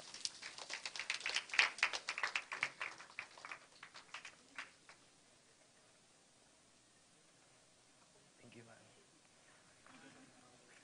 Thank you, Asik Mariboho. Now to discuss rehabilitation and reintegration, Secretary Judy Tagiwalo. Okay. Thank you very much. Actually, I didn't get the memo. Ako lang ang may presentasyon in Filipino. Anyway, I represent the Department of Social Welfare and Development, and my main audience would be the marginalized, the poor, and the vulnerable, at hindi English ang aming lengguwahe. So, mayong hapon. Nagagalak akong maging bahagi ng napakahalagang aktibidad na ito ngayong hapon at ipaabot ang pagkakisa ng ating departamento sa mga aksyong naglalayon na magdala ng makabuluhang pagbabago sa ating lipunan. Natutuwa ako lalo kasi first time ito na magkakasama ang iba't ibang ahensya ng gobyerno na itinakda ng Pangulo natin na tulungan siya para masugpo, maipatupad ang ating pangarap, ang kanyang layunin na maipagtagumpay natin ang gera laban sa mga iligal na droga. Alam natin ang pagsugpo sa iligal na droga ay prioridad ni Pangulong Duterte. Ang paggamit at pagbibenta ng bawal na gamot ay anay na sumisira sa sambayan ng Pilipino. Ginugulo at winawasak ang ating mga pamilya at inililigaw ang landas ng ating mga anak. Nais ng Pangulo na wag nang manahin ng susunod na henerasyon ng mga Pilipino ang isang magulong lipunan. Kaya tayo naririto at masigasig ng kampanya laban sa iligal na droga. Upang sugpuin ang salot na ito, inatasan ng Pangulong mga ahensya ng gobyerno na magtulungan sa pagpapatupad ng mga programa. And from the beginning, this was his statement. May 3 components ito, suppression, prosecution, at rehabilitasyon. Sa kasamaang palad, ang kadalasang napagtutunan lamang ng pansin ng publiko ay ang aspeto ng suppression. ang law enforcement phase o yung Oplan Tokhang at Oplan HVT, no, high valued target, na may kontribusyon sa paglilinaw sa atin kung gaano kalawak, kalalim at kasaglaw ang problema sa droga. Pero hindi huminto doon ang giyera laban sa droga. Merong aspeto tayo ng prosecution, nakita natin ang mga efforts ng iba't ibang ahensyo sa pagsampa ng kaso sa mga nahuling drug personalities. Samantala at pinakamahalaga sa lahat, meron tayong ginagawang rehabilitasyon efforts para sa mga kababayan nating mas magbagong buhay. And one of the highly publicized one would be the rehabilitation aspect na pinapangunahan ng DOH. Sa totoo lang, nagbigay din sa amin si President Duterte ng 1 bilyong piso para tulungan ang mga drug dependents sa kanilang mga pangailangang pangmedisina. Pero natuklasan namin na maliit na bahagi lang ang nangangailangan ng drugs, ng medicine to assist them, at mas nasa posisyon ang DOH to be able to do that. So nagre-request na lang kami kay President ng 1 billion na yun ay tulungan para sa rehabilitasyon at reintegrasyon at sa tulong ng aking ASEC na napakabata. Yun si ASEC Anton Hernandez na dating faculty ng College of Human Kinetics ng UP. Kaya naintindihan niya na ang problema ng droga ay hindi lamang problema ng prosecution, hindi lang ang problema ng drug servicing, kundi usapin ng pagtulong sa kabataan, lalo na sa kabataan. And if you look at the data, the bulk of the drug dependents are actually from the 19 to 50 years old, the most productive years of our people. Laking bahagi niyan. So anong tawag niya na inadapt na rin namin? No? Yakap Bayan. I think mas attitude ito na gusto natin ipalaganap sa mamamayan. And we don't have the tables and the graphs yet, but we want to share with you what the department is trying to disseminate. When we said our program is called Yakap Bayan, embrace of the people. No? Ano ito? Ito ay binubuo ng graduated interventions na naglayong gawing community leaders ang mga dating drug dependents. Oops, tumatas ang kilay ng iba sa inyo. Gagamitin nating daluyan ng programa para sa pagpapalakas sa disaster resilience and response ng mga komunidad at bigyan ng sense of responsibility and belonging ang mga dating lulong sa illegal na gamot. So ang aming programa na Yakap Bayan would be rehabilitation and reintegration within the framework of our mandate as DSWD, which is, kami ho ang head ng response cluster ng ating disaster risk reduction and management program. Mahalagang matulungan sila sa pagsisikap na mabura ang stigma sa mga tumalikod na sa droga. Sa panguna ng DSWD, iba't ibang ahensya ng pamahalaan ang mag-harmonize ng kanilang programa para sa mga drug surrenderers. Ang plano sa loob ng unang 6 na buwan, sasailalim sa rehabilitasyon ng dating drug user.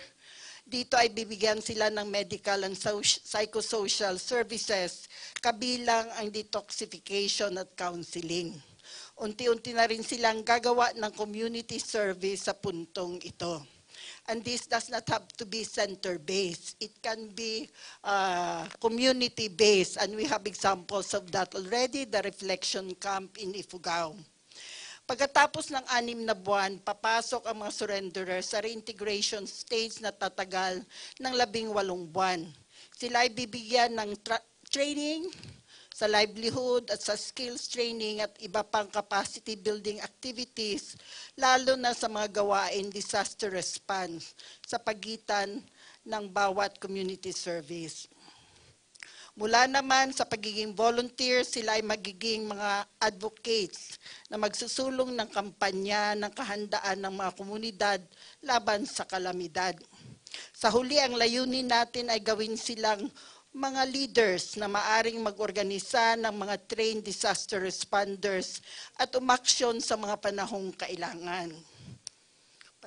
At may nakilala na tayo, and we would have the chance eventually to show to you some of these who have been able to go through rehabilitation and reintegration and are now very productive members of the community and are actually advocates in the war against drugs, in helping other drug dependents turn a new leaf. At itong paborito nating quotation na kinote din kanina ng DepEd, "It takes a village to raise a child." Wala ko kaming kopyahan, ha? Batay na rin sa paniwalang ito, iayon ng Yakap Bayan na makatulong sa ating mamamayan na mapalaki ng maayos ang kanilang mga anak, apo at mga susunod pang henerasyon. Tandaan natin na ang mga drug surrenderers man ay mga ama, ina, anak, kapatid, asawa, na bahagi ng mga pamilya at bahagi ng ating komunidad. Sila ay mayroon ding kontribusyon sa pagpapaunlad ng ating bayan. Kung ang mga pamayanan natin ay may mga leader na magagandang ehemplo, ang taong bayan na rin mismo ang magtitiyak sa kaligtasan at kapayapaan ng komunidad at makakatulong sa pagpapalaki ng patiwasay ng ating kabataan. So when I said preventive, it is not only a question of education but also of modeling. How important it is for the local government officials, local law enforcers to be themselves models in addressing the drug problem and helping those who have surrendered change their lives for the better.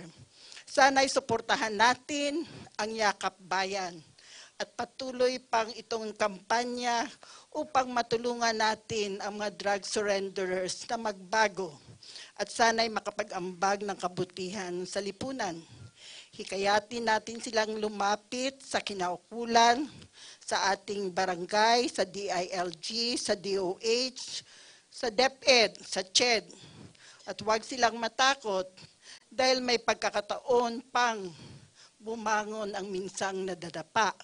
At ito naman ang tema ng Duterte administration. Change is possible, change is here. The war against drugs is not just a war to eliminate illegal drugs, but also to assist the people, the drug dependents, change and turn a new leaf in their lives. Magandang salamat at mabuhay tayong lahat. And I have to leave, may meeting pa ako tungkol sa Marawi.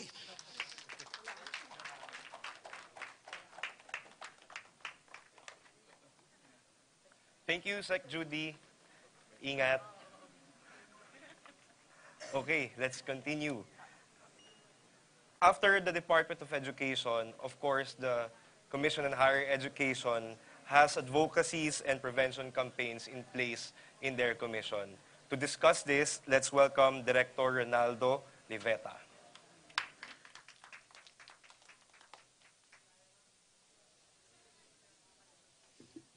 Secretary Obial, of course, Secretary Tagiwalo, co-presenters, officials of the government, youths, barangay officials, guests, friends, good afternoon. Where's my presentation? Wala.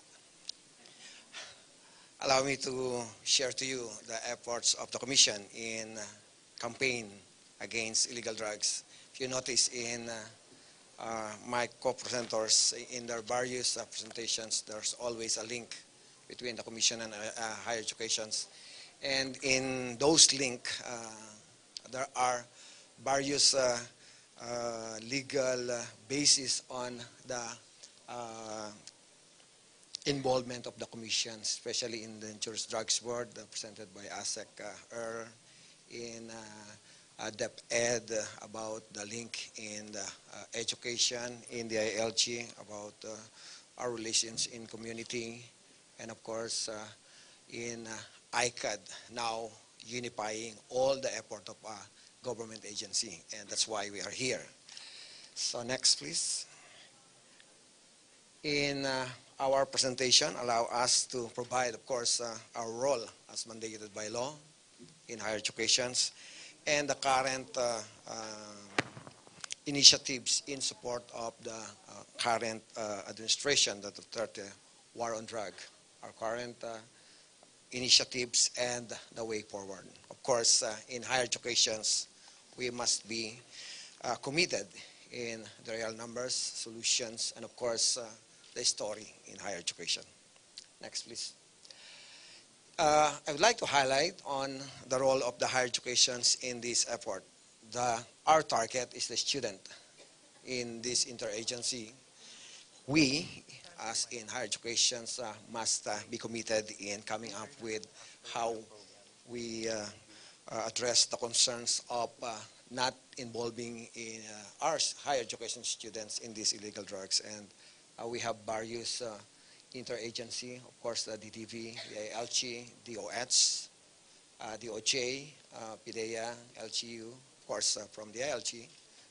Currently, we are working down in LGU, the League of Municipalities and League of Cities, about the policy development and, of course, the higher education institutions as one of our main stakeholders in addressing those concerns. And we have various policy that we have to develop insofar as those target stakeholder, the students. In my presentations, of course, our mandated role in Republic Act 9165, of course, one among the program of the commissions is to provide us advocate to higher education institutions is for the commissions to identify the higher education institutions implementing best practices in drug education program and control. Of course, you have heard about the random drug testing. That's a mandatory requirement in 9165, and we have role of conducting that. The continuous effort, that's one of the mandate of the commission. We have to check, we have to receive feedback from the higher education institutions, the impact on our policy, so that our policy in the process of its improvement could provide justice on how our system, our policy will be in accordance with what we want to achieve. One among the, excuse me, the issuance is the CMO number 9, that's a CHED Memorandum Order, wherein we have a basic policy on student affairs and services. In higher educations, we have to complement the policy wherein the higher education institutions who must set up mechanism in support of those non-academic system to support that students. Very new, and this is one among our initiative to support the war on drugs. This will be the requirement of drug testing in higher education institutions for incoming and ongoing or continuing students. So those are various. And to provide you some of the details on the policies. Next, please. So that's part of our monitoring. We cannot monitor the almost 2,000 higher education institutions, and we have a system of identifying some of the important representative of higher education institutions. So far, we have this report from the shared regional offices. And of course, we have to communicate through the issuance of order. Next, please. And this is the various activities that we have done insofar as our implementation in 9165 is concerned. Of course, the common to DepEd, we have to establish instruction, learning from the higher education institutions. We have to come up with the subjects wherein we can put various learning of dangerous drugs prevention concerns. So we have those design courses ready for operations or teaching in higher education institutions. Pakibalik, please. And second, of course, there are various professional programs wherein drug education is very important, especially in teacher education, in health-related concerns. There are various courses that complement programs in health-related and criminology. And of course, in National Service Training Program, that's NSTP, social sciences, general psychology, natural science, the physical education, practical arts, personality and values development, and others. Next, please. And in the process, in higher education, there are various activities wherein the participations of students were needed, and that's way of the higher education for the students to be committed or be busy in non-academic activity. And those are the symposia. Sometimes they tap local officers from PDEA, from the DILG, from DOH, talking about drug-related programs. Sometimes the debate, especially the law students, law school, some business-related programs. So they have various activities. And of course, role-playing, essay writing, contests, similar activities about dangerous drugs. So that in this effort, we could be providing awareness to our students so that in their learning life in higher education, they will part of their competency understanding this drug education. Of course, the relationship of higher education institutions to the community. There are various NGOs, there are various government agencies doing their tasks, especially reported by our co-presenters, wherein they need audience from higher education institutions. They are partnering with those things. And it is important from the higher educations to link their students in those various efforts of government and non-government initiatives. Of course, one among our tasks is to provide advocacy, sharing what policy that we have, communicating with higher education institutions and the students on those initiatives of the Commission, especially in this ICAD, in the unified effort of the Commission, of the government in this war against drugs. And one among the program that is very fulfilling is identifying those institutions implementing on their own way the drug education program. And we have we have coordinated with DDV, DOH, PASOK, that's Association of State Universities and Colleges, the COCOPEA, that's Associations of Private, and the Associations of Student Affairs Group. And we come up with instrument to determine program from the higher education institutions insofar our drug education is concerned. And we, for the first time, we identified TUP in Manila as the overall winner. Of course, there are various winners from the regions, and we identify one.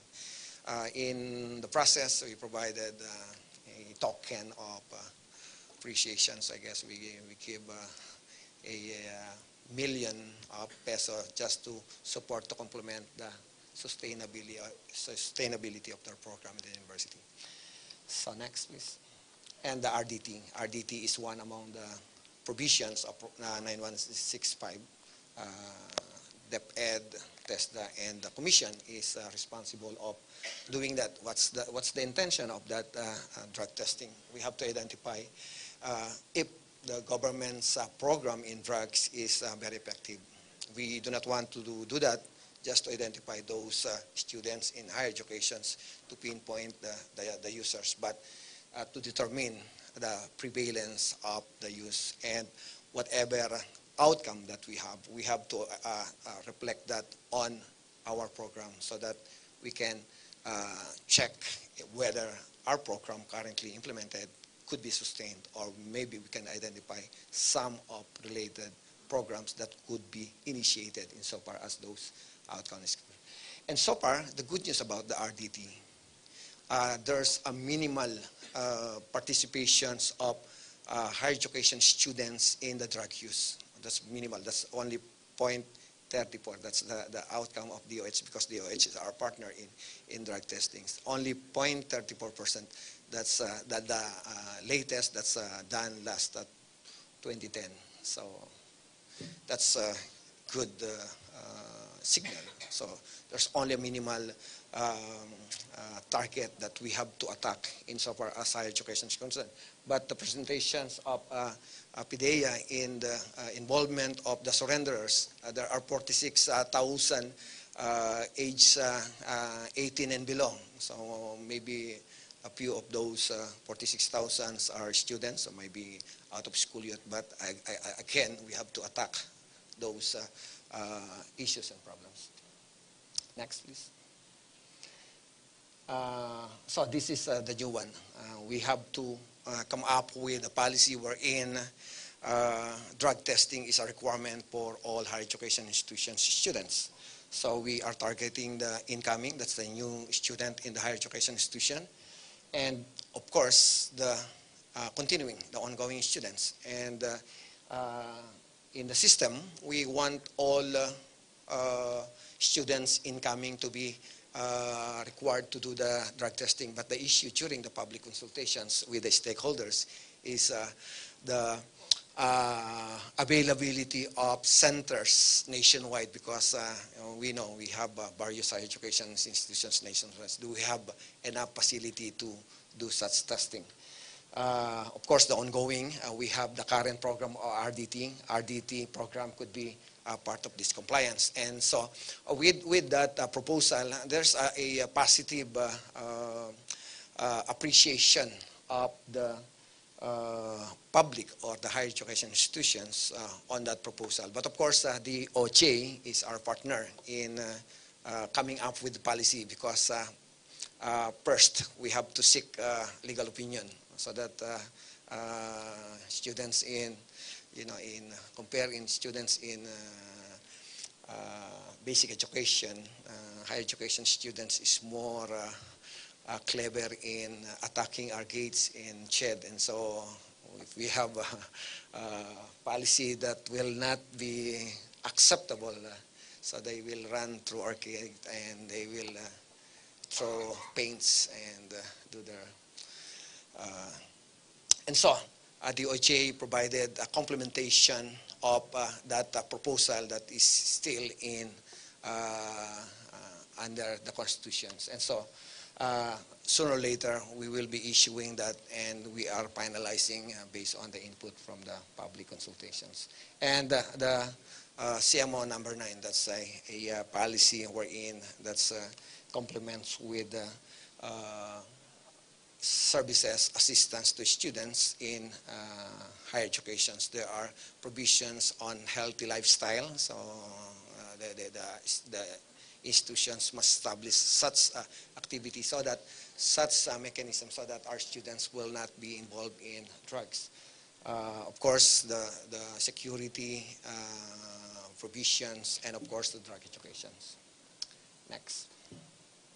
And we have various responses from our regional offices, partially. And next. Of course, the student handbook, that's important document for our higher education students. All those policies that we have to implement, it must be reflected in their student handbook, so that they will be guided on how to act to comply with the institution's policy. And I guess that's it. With that, thank you very much.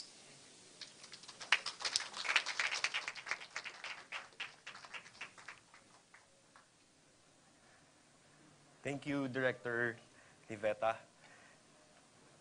Aside from rehabilitation or integration, of course, the government will provide skills training to the drug surrenderers. To discuss this, let us welcome from the Technical Education and Skills Development Authority, or TESDA, Deputy Director General Alvin Feliciano.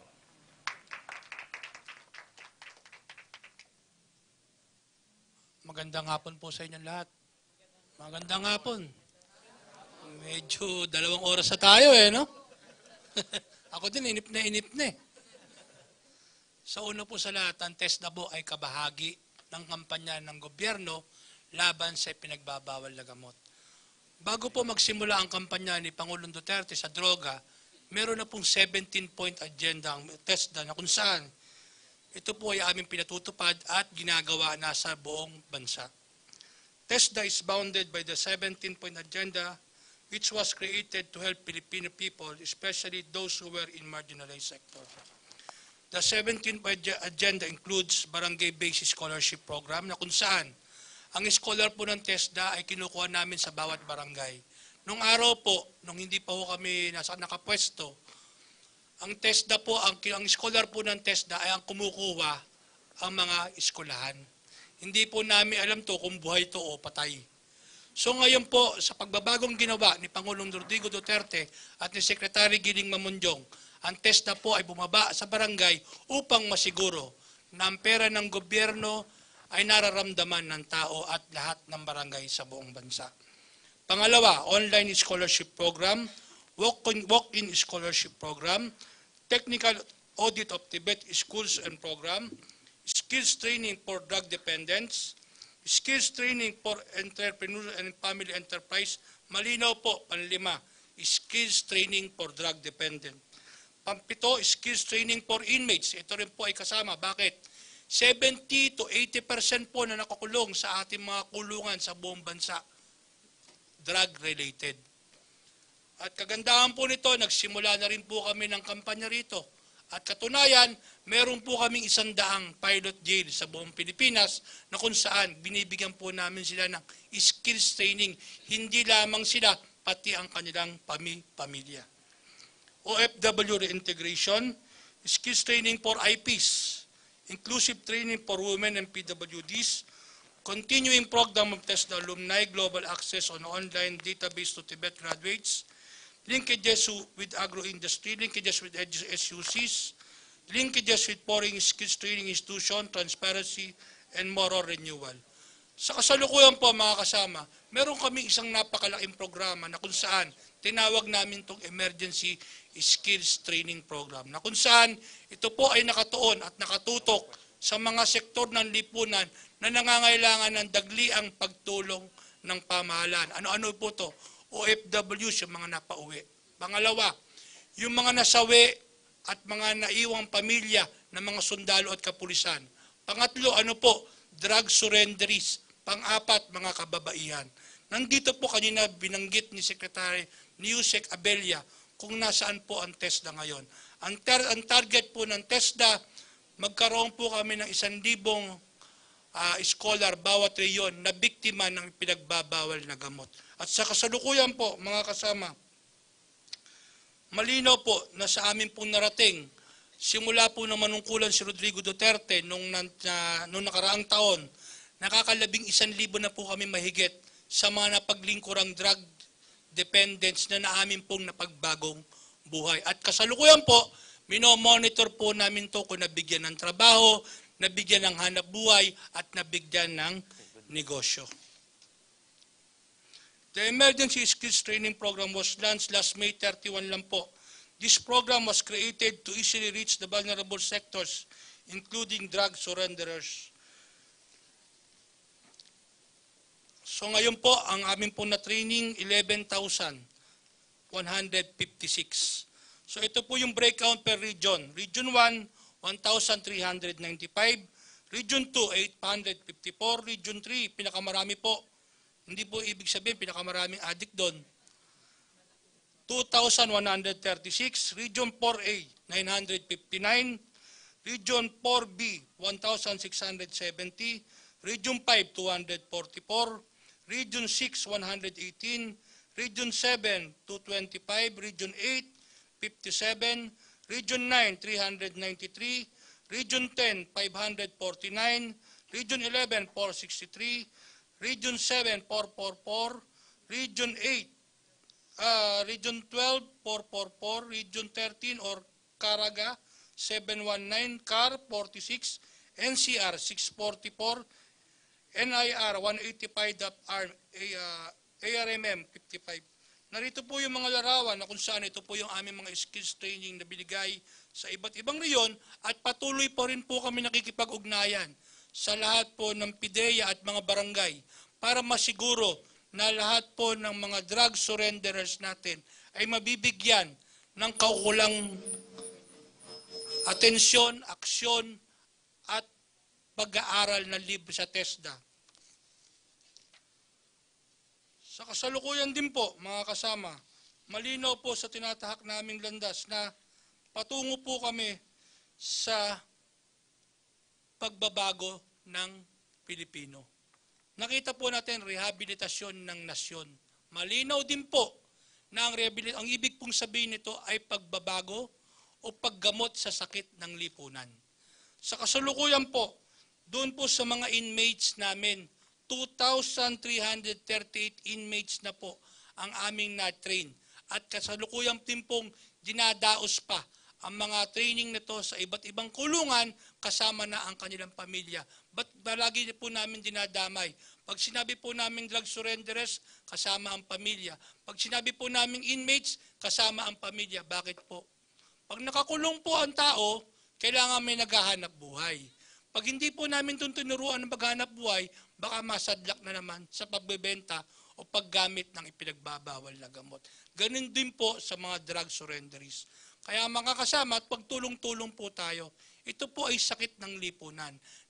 Naumpisahan na po ni Pangulong Duterte ang digmaan, ang kailangan lang po tuloy-tuloy na pakikidigma laban sa pinagbabawal na gamot. At panguli, may hugot lines po kami sa TESDA. Kanina po, puro quotation kami, mga ano kami, nagmahal, nasaktan, namoblema, nag-addict, nag-rehab, nag-TESDA, umasenso. Magandang hapon po sa inyong lahat.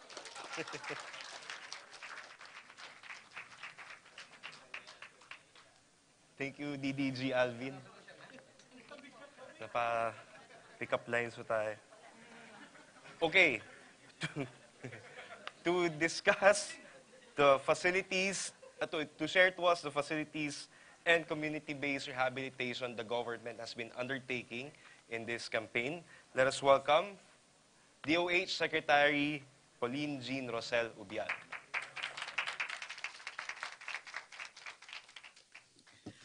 Magandang hapon sa lahat.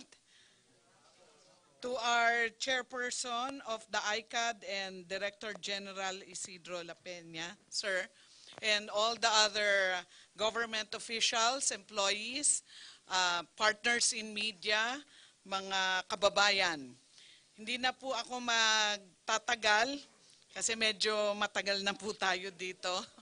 At nagkakaroon na po tayo ng diarrhea of information. So, bibilisan ko lang po, ito na po yung ating updates and status ng ating facility-based and community-based rehabilitation. Tulad ng nasabi ng naunang mga speakers, yung ating war on drugs ay hindi lang nakatutok sa law enforcement. Marami pong ginagawa yung iba't ibang ahensya ng pamahalaan para matulungan po natin yung mga kababayan natin na nalulong sa droga. So, sa amin po sa Department of Health, meron kaming craft na Philippine Health Agenda na based on the marching orders of the President. So, ang pinaka number 1 marching order ni Presidente Duterte sa akin ay labanan ang droga.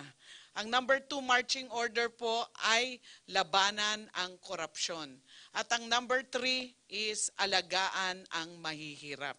So yan po ay the whole Department of Health takes that to heart and we are moving forward with the Philippine Health Agenda with the number 1 marching order, labanan ang droga. Next slide. And the Philippine Health Agenda, 3 guarantees. Guarantee number 1 is service delivery in all life stages and protect Filipinos from the triple burden of disease, including substance abuse services for both well and for the drug users and drug dependents. Next slide. So ito po ang na-formulate na algorithm. Sa lahat po ng sakit, ang mga doktor, mga health workers, may algorithm yan. Anong gagawin nyo kung ganito ang sintomas? Anong medisina ang ibibigay?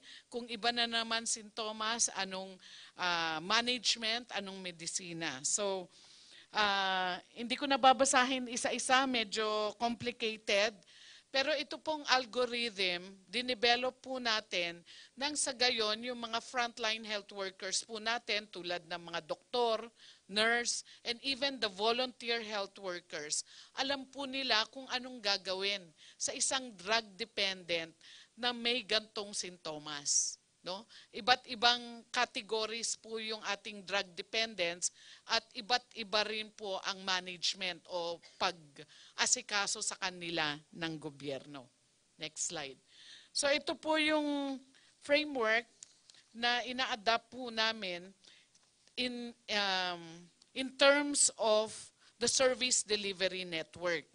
Kasi sabi po namin sa Department of Health, yung isang health facility or isang health worker cannot be an island. Dapat connected siya sa buong health system at nagtutulungan po yung lahat ng health facilities. So dun sa ating mga voluntary surrenderers, may step 1 po, barangay support. Step 2, primary health care. Yan po yung mga doktor, nurses sa frontline. Step 3, recovery clinics. Yan po yung outpatient. Recovery homes, yung tinatawag nating halfway houses. And finally, the end referral will be the treatment and rehab centers or the drug abuse treatment and rehab centers. So lahat po yan, nagtutulungan, and of course, there is back referral. Pag graduate na sa treatment and rehab center, pababa naman back to the barangay level. Next slide.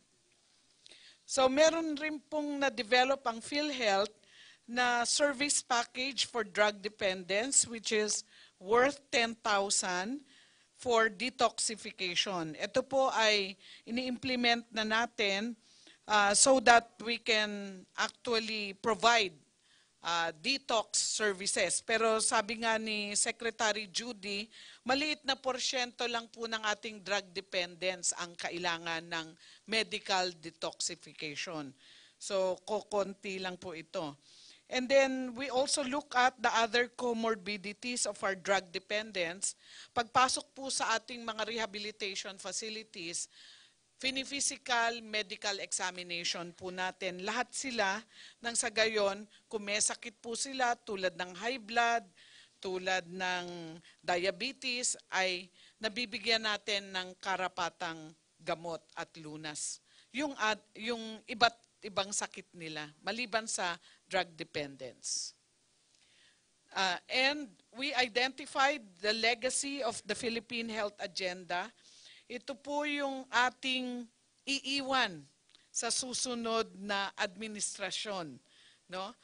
We are establishing one drug abuse treatment and rehabilitation center in every region of the country. Currently, we have 13, but we have 18 regions. So kulang po ng 5. And that is ongoing. Yung sa Region 2, na-inaugurate na namin, ASEC Baby, last June 6 sa Isabela. So we're continuing that effort. 5 po ang i-inaugurate before the end of this year. Then we're also establishing community-based rehabilitation programs together with the local government units. Nang sa gayon, hindi na po natin sasabihin na wala po tayong ginagawa or wala nang pag-asa ang isang drug dependent. Sa lahat ng stages ng ating development and paglaban sa droga ay inaasikaso po natin yung mga biktima ng illegal drug trade. So next slide. Ito po yung sitwasyon ngayon. Meron po tayong mga drug abuse treatment and rehab centers. 13 po yan sa buong Pilipinas and at various stages of expansion. Kasi alam po natin, nung nag-umpisa po si President Duterte, hindi po natin akalain na napakarami po palang nalulong sa droga sa bansang ito. So meron po tayong iilang drug treatment and rehabilitation centers at ang kaya lang po naming i-address in terms of residential care is around 5,000 dun sa 13 rehabilitation centers. Pero nakita na po natin na sa ngayon may 1.3 million surrenderers. So tinitingnan po natin na 1% ang kinakailangan ng in-house or inpatient rehabilitation. So sa makatuwid, kailangan natin ng mga 13,000 inpatient facilities. So yan po ang ginagawa natin ng paraan to expand the existing rehabilitation centers and to build 5 new regional rehabilitation centers. Next slide. Hindi rin po namin inaasahan na sa panawagan ng ating Pangulo na labanan ng droga, marami pong that came forward na tutulong sa atin. So, ang number 1 po dyan, yung sinasabi ni Secretary Abella, na July pa lang ho, nag-signify na magdo-donate si Mr. Wang Rulun ng China. And yan po ang naitayo natin, isa sa maraming mega treatment and rehab center. Nakatayo na po yan sa Nueva Ecija. That is good for 10,000 beds. Yun po yung parang projection. But hindi po natin pinipilit na malagyan po ng 10,000 people yung mega treatment and rehab facility. Kasi may proseso po tayo, ina-assess po yung pasyente. Hindi naman po ibig sabihin na 1.3 million yung ating surrenderers. Lahat po yan kailangan ipasok natin sa treatment and rehab centers. So sa ngayon po, as of our last count, 321 ang nakapasok sa ating mega treatment and rehab centers sa Nueva Ecija. And we're networking with the other treatment centers na congested kung pwedeng ilipat yung mga ibang drug dependents doon. Pero hindi rin ho ganun kadali. Kasi transferring them to that facility will be on a voluntary basis. Hindi po natin sila pwedeng pilitin. Kung hindi, madadali po ang Department of Health sa illegal detention. But nonetheless, meron po tayong upcoming 8 facilities that are in the works. Yung San Miguel Foundation is donating a facility in Bataan. Resorts World, yung may-ari ng Resorts World, is donating a facility in Davao City. Alliance Global Group in Camp Bagong-Diwa in Bikutan. Kausaban Foundation Incorporated, donating a facility in Bohol. Friends of the Philippines Foundation in Malaybalay, Bukidnon. Lahat po ito nag-groundbreaking na natin. The Chinese government, may MOA signing na po kami. Si Asek Elmer Punsalan ang nag-witness dito. In Agusan del Sur and in Sarangani in Mindanao. And of course, the latest one which I signed only this June is a JICA project in Cavite, probably 13 Martires. So yan po yung ating mga mega treatment and rehab centers. Maliban po dyan, ay nagla-license kami ng mga drug abuse and treatment centers. Karamihan po dyan ay private facilities. So far, meron po kaming license 46 facilities that are able to cater to more or less 5,000 inpatient care. And we're trying to expand that as soon as possible to cater to a target of 13,000 inpatient care. Next slide. So the policy initiatives, yung sinabi ko po earlier, standard algorithm, nagtre-training rin po kami ng mga frontline health workers to be able to assess our drug surrenderers. The framework for referral, yung service delivery network natin. Voluntary pathways for mild to moderate cases, particularly community-based rehabilitation. And our DDAP roadmap, yung Dangerous Drugs Abuse Prevention Treatment Program sa Department of Health, ginagawan po namin ng strategic plan from 2017 to 2022. Next slide. And marami po kaming ginagawang capacity building. Actually, before this administration, the drug war, there was only one facility providing training for our doctors for drug dependence medicine. And that is UP, College of Public Health. Ngayon, nag-multiply po kami, gumawa kami ng mga modules. We have 18 regional coordinators and trainers across the country, training our frontline health workers.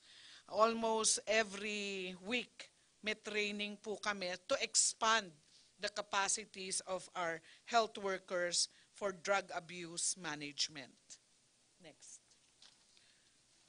So, evidence-based standard training modules. Gumawa rin po kami ng training modules. Before this administration, wala po tayong existing na mga training modules. Wala po tayong community-based rehabilitation. So, lahat po yan, starting from scratch, binild up po natin. Of course, we had a lot of help from our international partners and also the World Health Organization. Next slide. So yan na po yung summary natin ng data admitted in DOH drug abuse and treatment centers. So as of May 2017, ito yung bago lang ho, yung mga dating residents na hindi po kasama dito.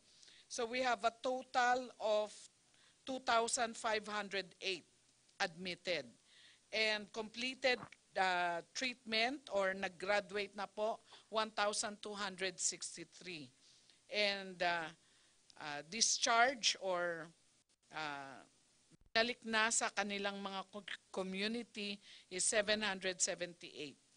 So yan po yung ating treatment and rehab facilities of the Department of Health.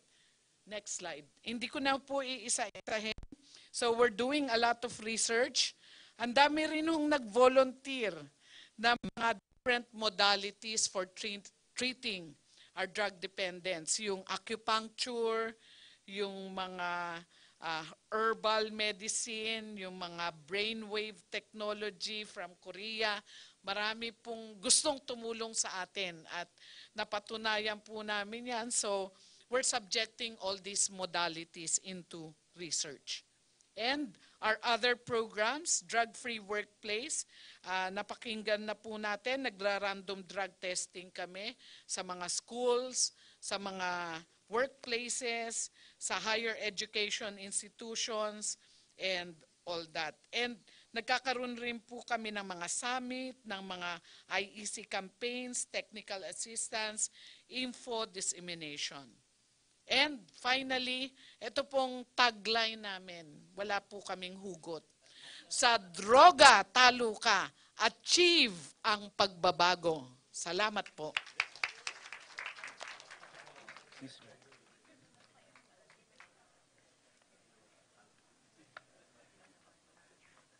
Thank you, Sec Pauline, for our tagline. Now, to deliver the message to the world on the President's program against illegal drugs, speaking on behalf of Secretary Alan Peter Cayetano, let us welcome Executive Director Raquel Solano. Thank you, Carl. Friends, ladies and gentlemen, good afternoon. Magandang hapon ho sa inyong lahat. As Carl said, I've been tasked this afternoon to deliver the message of the Secretary who will be with us because of an equally important engagement. So, without much ado, allow me to read the statement of the Secretary.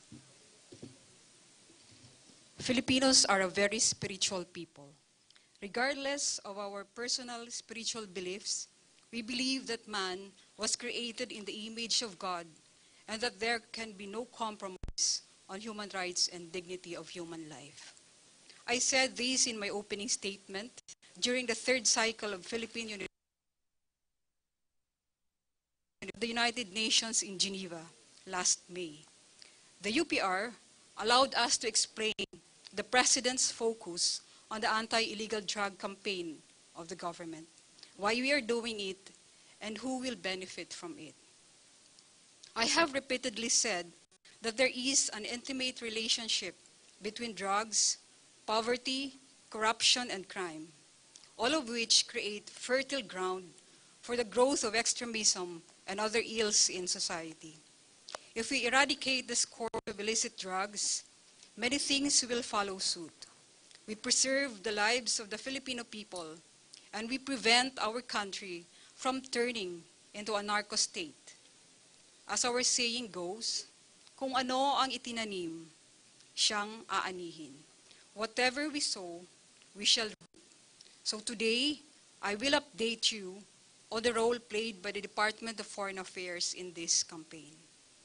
At the UPR last May, the Philippine delegation presented our strong respect and support for human rights through our engagement with the international community and the UN human rights mechanisms.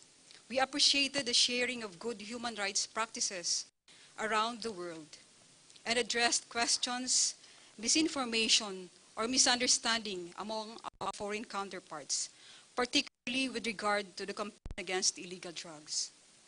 We showed them a short video clip of the President's State of the Nation address, which emphasized the President's zero tolerance for abuse by law enforcers, as well as his respect for the rule of law. We emphasized to the world the administration's policy for human rights to work to uplift the human dignity of our people.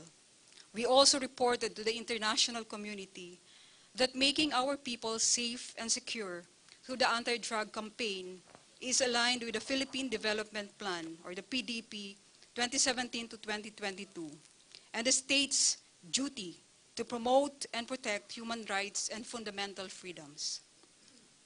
We informed other nations that we are gravely concerned about the destructive effects of illegal drugs and that we are trying to save our very young population from its evils. I noted that in 2017, we have 32,700,000 Filipinos aged 14 and below, or 31% of our population. Thus, we cannot be blamed for working to save our young people from prohibited drugs. I mentioned that crimes committed mostly in highly urbanized areas in the country and in broad daylight, the rape of women and very young children, killings, robberies, and the like, are rampant. These crimes are not as prevalent in some foreign countries because their situation is different from ours.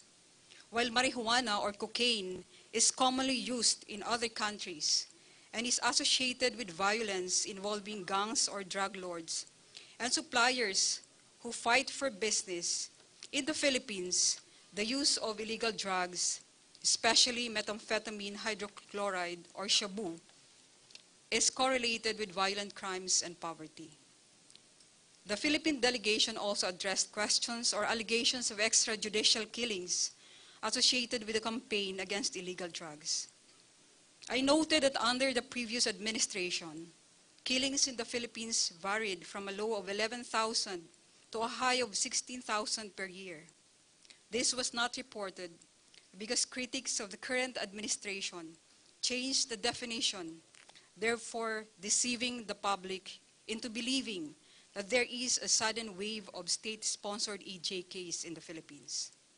Under the Aquino administration, EJK was defined as the killing of the members of advocates of cause-oriented organizations like labor, environment, or media activists.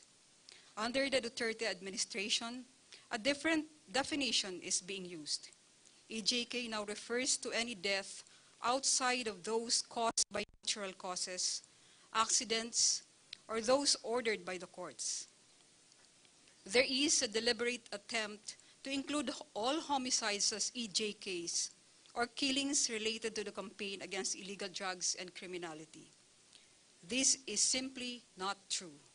This is why the work of the Interagency Committee Against Illegal Drugs, or ICAD, is important to inform the public about the real numbers in relation to the anti-drug campaign. We emphasize that more than 1 million pushers and users have surrendered and that they are being rehabilitated. I stressed that in reports on the Philippines anti-illegal drug campaign, all of this is never emphasized.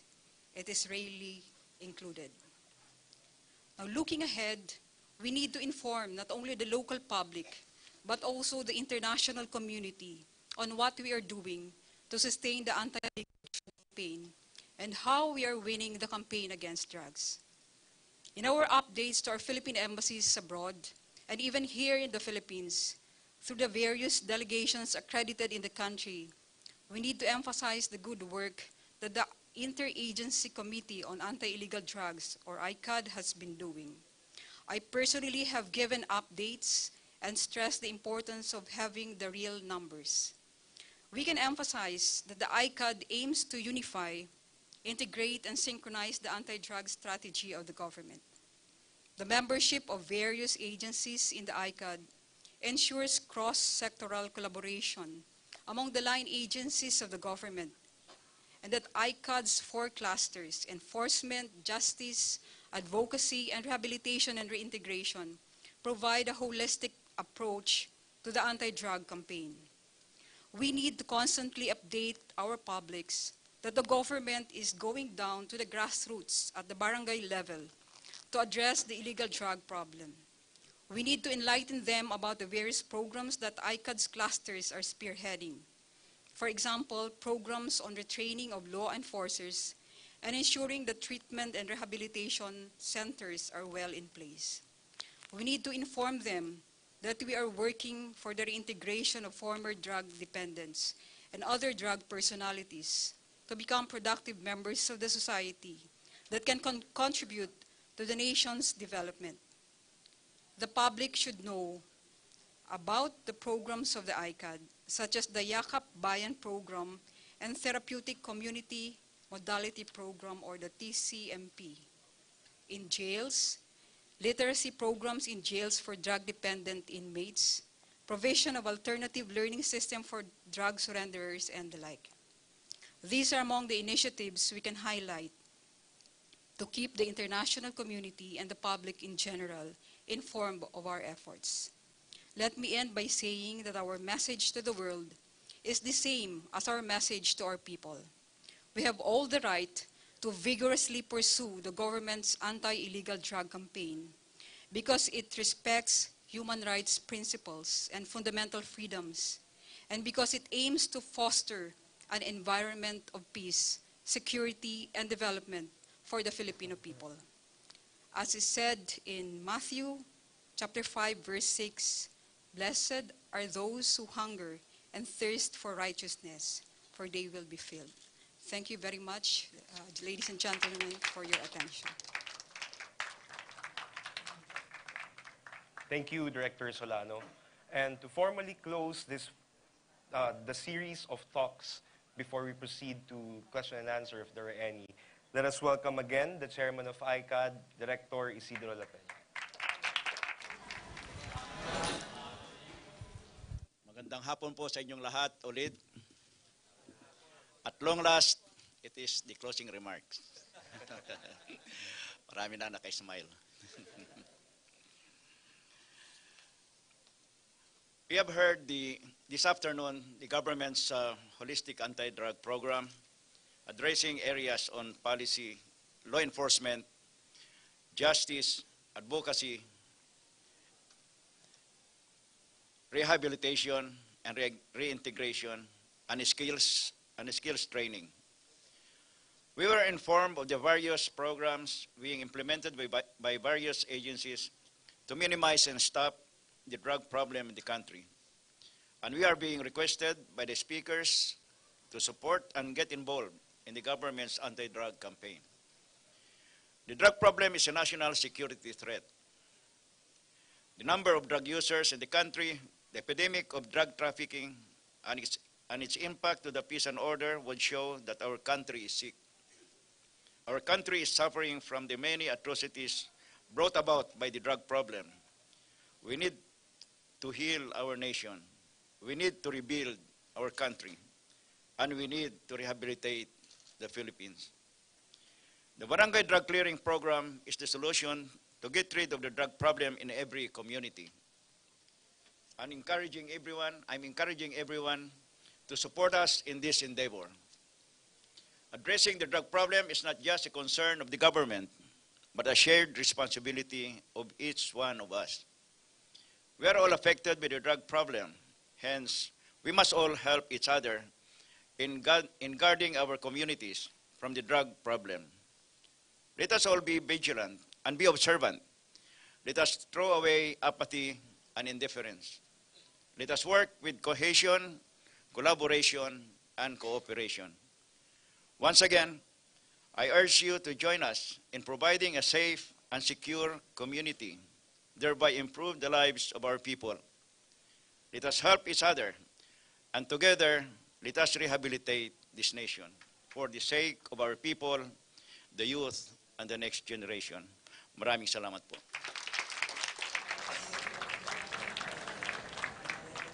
Thank you, General La Peña. Now the floor is open.